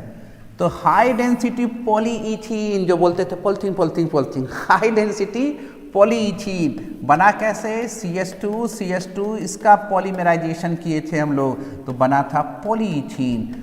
बनाने के लिए हाई डेंसिटी पॉलीथीन बनाने के लिए यूज क्या किए थे, जिगलर-नाटा कैटलिस्ट, जिगलर-नाटा कैटलिस्ट है ना। नेक्स्ट चलिए next Buena S is a polymer which of the following, बुना S फॉर स्टाइरीन, जितने भी रबर बने थे सबका बेस यूनिट हम बताएं यही है, ब्यूटा 1,3 डाइन। रबर बनाने के लिए तो पहला ये काम करना होगा, और साथ में स्टाइरीन ये मिला था तब बना था बुना S, क्या बना था बुना S।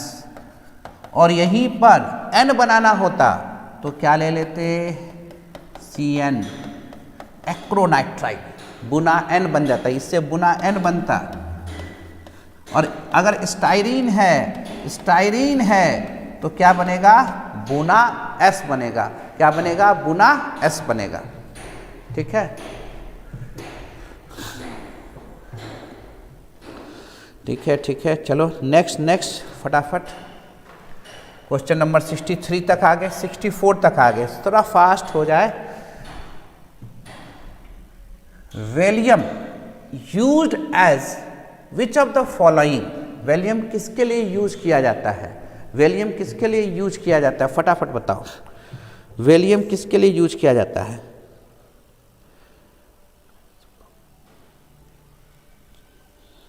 वैलियम का दूसरा नाम होता है,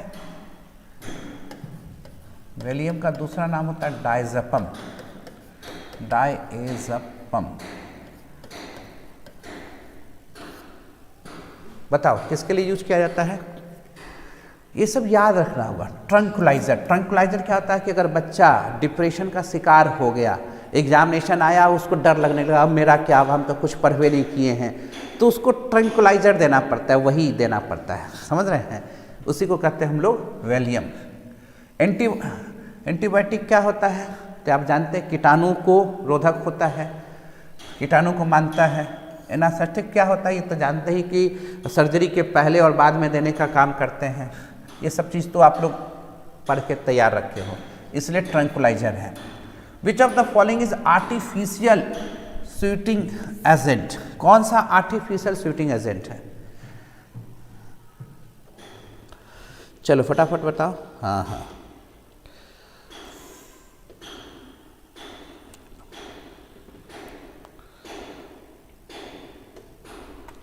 ऑल ऑफ दिस सही है, ये सब याद रखने का चीज़ है, ये सब याद, इसमें हमारा कोई बस नहीं चलेगा और आपका भी कोई बस नहीं चलेगा, इसमें भी हमारा आपका कोई बस नहीं चलेगा। सीधे रटोगे नंबर आएगा, नहीं रटोगे नहीं आएगा, सीधी सी बात है। RTC कर लेना, रट्टा मार कॉन्सेप्ट है। यहाँ है which of the following is a chemical formula of aspirin. Aspirin ये रिएक्शन खूब फेमस रिएक्शन दिया हुआ था, कहाँ पर, अल्कोहल चैप्टर में है ना। हम रिएक्शन का रिएजेंट लिख रहे हैं, आप बताना कैसे रिएक्शन होगा। ये OH था और यहाँ पर एसिड था, याद करना, और इसको हम लोग रिएक्ट कराए थे एसिटिक एनहाइड्राइड से, एसिटिक एनहाइड्राइड से एसिडिक मीडियम में रिएक्ट कराए थे, एसिडिक मीडियम में रिएक्ट कराए थे। और इसको हम लोग ऐसे तोड़े थे, याद करो, माइनस प्लस, इसको तोड़े थे H प्लस माइनस। जब इसको तोड़े थे तो क्या बना था, एसिड तो ये दिखा ही था, और ये जुट गया था CH3 plus acetic acid, esterification वाले रिएक्शन का कहानी था, है ना। और इसी को हम लोग कहते हैं एस्प्रीन। एस्प्रीन है क्या?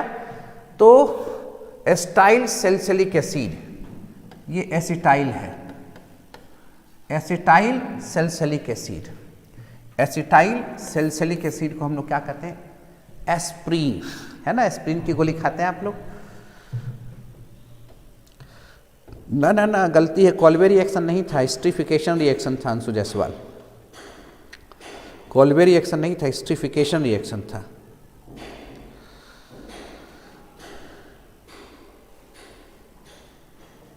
विच of the following used as an antiseptic? कौन एज ए एंटीसेप्टिक यूज होता है? कौन एज ए एंटीसेप्टिक यूज होता है? बताइए फटाफट, कौन एज ए एंटीसेप्टिक यूज होता है?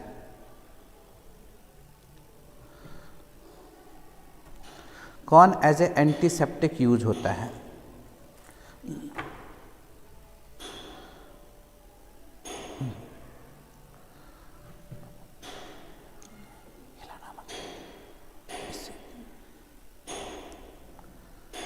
ए, फिनॉल। फिनॉल के कितने परसेंट? वेरी गुड, सही है, 2% सोल्यूशन।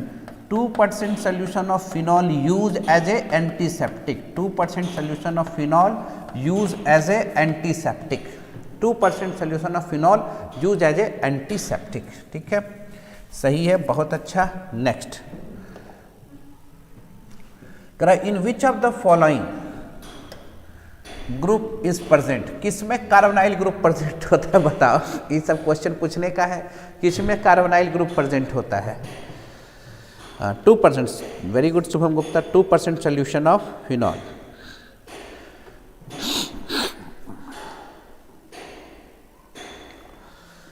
किसमें प्रेजेंट होता है? फटाफट बताओ, किसमें प्रेजेंट होता है आपको कार्बोनाइल ग्रुप? आंसर देख रहे हैं, बहुत देर कर रहे हैं आप लोग। हाँ हाँ, 69 का सी कीटोन। ये तो हम लोग खूब बढ़िया से जानते हैं कि एल्डिहाइड हो और कीटोन हो, दोनों में एक कॉमन ग्रुप है कार्बोनाइल ग्रुप। और दोनों एक दूसरे का क्या कहला रहा है? दोनों एक दूसरे का फंक्शनल आइसोमर भी कहला रहा है। ठीक है, नेक्स्ट। अब ये बताओ, विच of the following is tertiary alcohol? कौन इसमें टर्सरी अल्कोहल है? फटाक से बताइए, टर्सरी अल्कोहल कौन सा है? लास्ट 70।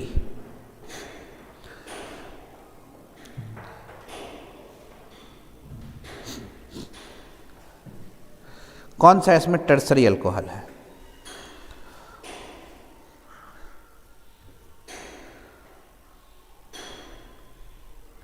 बाजी शुभम गुप्ता, आंख बंद करके ये बता देंगे कौन टर्सरी अल्कोहल है। बी। अब ये बताओ, जो क्वेश्चन तुम देख रहे हो, कहीं लग रहा था कि हमारी ज़रूरत थी क्वेश्चन को सॉल्व कराने के लिए? सही सही है। अब ये बताओ, थोड़ी बातचीत हम लोग कर लें, तब आगे की कहानी।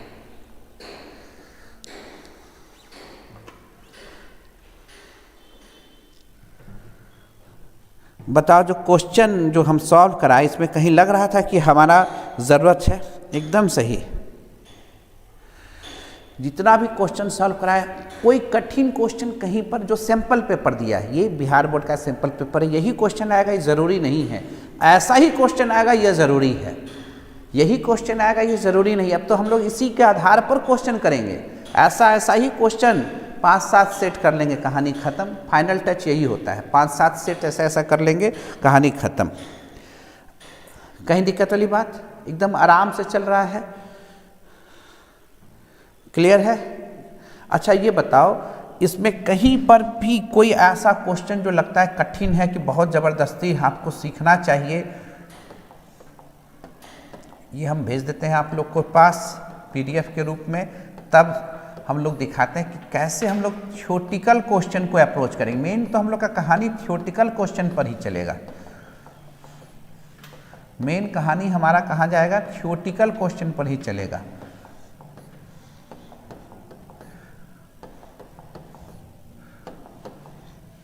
मेन कहानी हमारा थ्योरेटिकल क्वेश्चन पर ही चलेगा।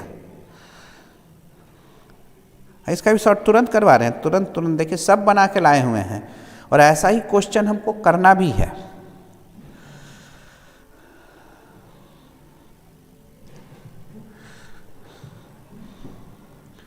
पहले इसको भेज देते हैं आप लोग के पास।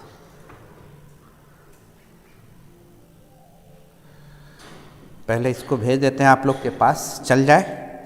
देखो मिला कि नहीं मिला, यस नो करो, तब हम लोग फाइल को चेंज करें।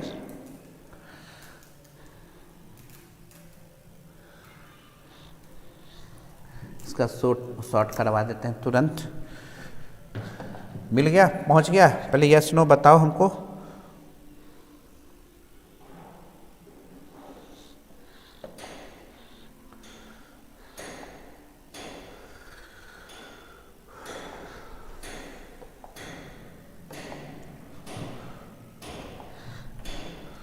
मिल गया सबको?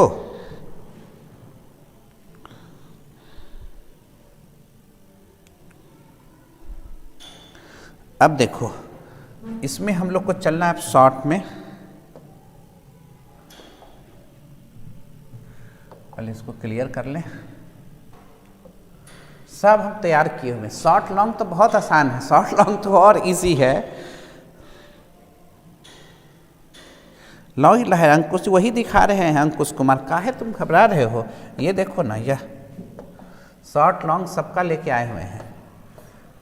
M2 देखो, M2 short, M3 long, model paper short, M3 long सब बनाए। अब इसके बाद यही सीरीज चले। पहले हमको सजेशन दे देना है। जैसे अभी 2 का दे दिए थे, सोल्यूशन और सॉलिड स्टेट का दे दिए थे। खत्म करना हमको 2 टाइम सभी क्लास की जरूरत पड़ेगी।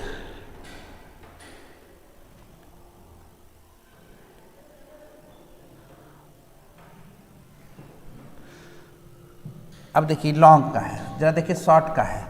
हिंदी इंग्लिश दोनों में लाए हैं शॉर्ट का, हिंदी इंग्लिश दोनों में लाए हैं शॉर्ट का। तो क्या शॉर्ट सेशन कर लिया जाए? हम लोग शॉर्ट सेशन कर लिया जाए। हिंदी इंग्लिश दोनों में है शॉर्ट का, शॉर्ट सेशन कर लिया जाए।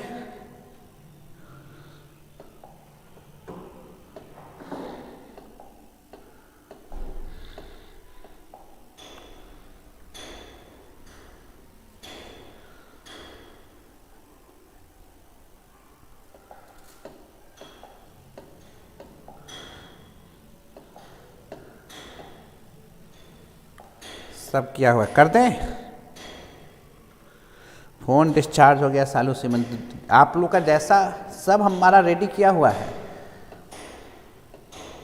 सब रेडी किया हुआ है हमारा। अब जैसा आपका आदेश हो वैसा ही काम हो। क्या किया जाए? थोड़ा रेस्ट, कुणाल राज जी बोले थोड़ा रेस्ट दे दीजिए सर। तो आज ही क्या रात्रि में किया जाए? बच्चा वाला क्वेश्चन तो है, इस बात तो सही है अंशु जायसवाल, क्वेश्चन तो हल्का हल्का ही है। तो हम लोग कुछ तो जो हम सजेशन देंगे उसमें कुछ क्वेश्चन तो जरूर टफ डालेंगे कि मान लें इन केस कुछ भी हो तो हम लोग उसके हैंडल कर लें।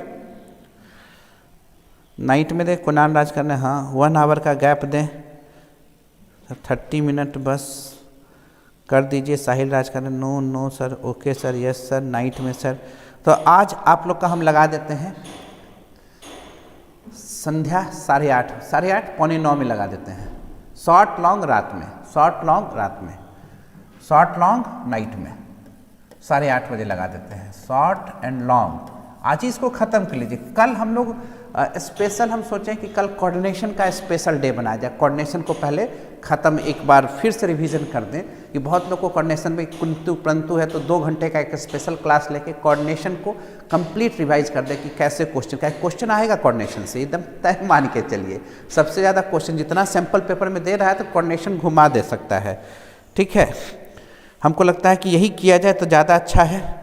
तो ये काम करो, पहले जितने भी लोग हों सबको इसको शेयर कर लो, जितना भी लोग हैं सबको पहले इसको शेयर कर दो। रात में 8:30 के बाद, है ना, क्या आपका गड़बड़ाए नहीं। 2-3 दिन समय दो ना, कंप्लीट सबको सही हो जाना है। ओके, मिलते कब हैं? रात्रि में मिला जाए। और किसी को कुछ कहना है? नेम्स रिएक्शन का PDF सेंड नहीं कर दीजिए सर। कर देते हैं, मिल जाएगा, तुरंत कर देते हैं। बाकी सब ठीक है? Okay, thank you. रात में मिलिए 8:30 बजे। सबको पहले लिंक शेयर कर लीजिए, सब लोग पहले इसका लिंक शेयर कर लीजिए। एक काम कीजिए, पहले सब कोई एक काम जरूर करो, जितने भी अपने फ्रेंड सर्किल हैं, जितने भी अपने फ्रेंड्स, जो भी दोस्त है, पढ़ा हो यहाँ ना पढ़ा हो यहाँ, आपके ग्रुप में तो बहुत लोग होंगे, सबको डाल दीजिए। पहले ये काम आप ज़रूर कीजिए, इसको छोड़िए नहीं। जिसको करना हो उसको दिखेगा, अंतर साफ दिख रहा है कि नहीं दिख रहा है, इसलिए इसको कीजिए। ओके,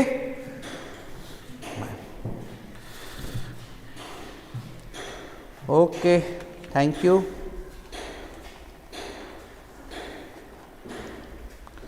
कर देंगे, शाम में जुटिए सब लोग।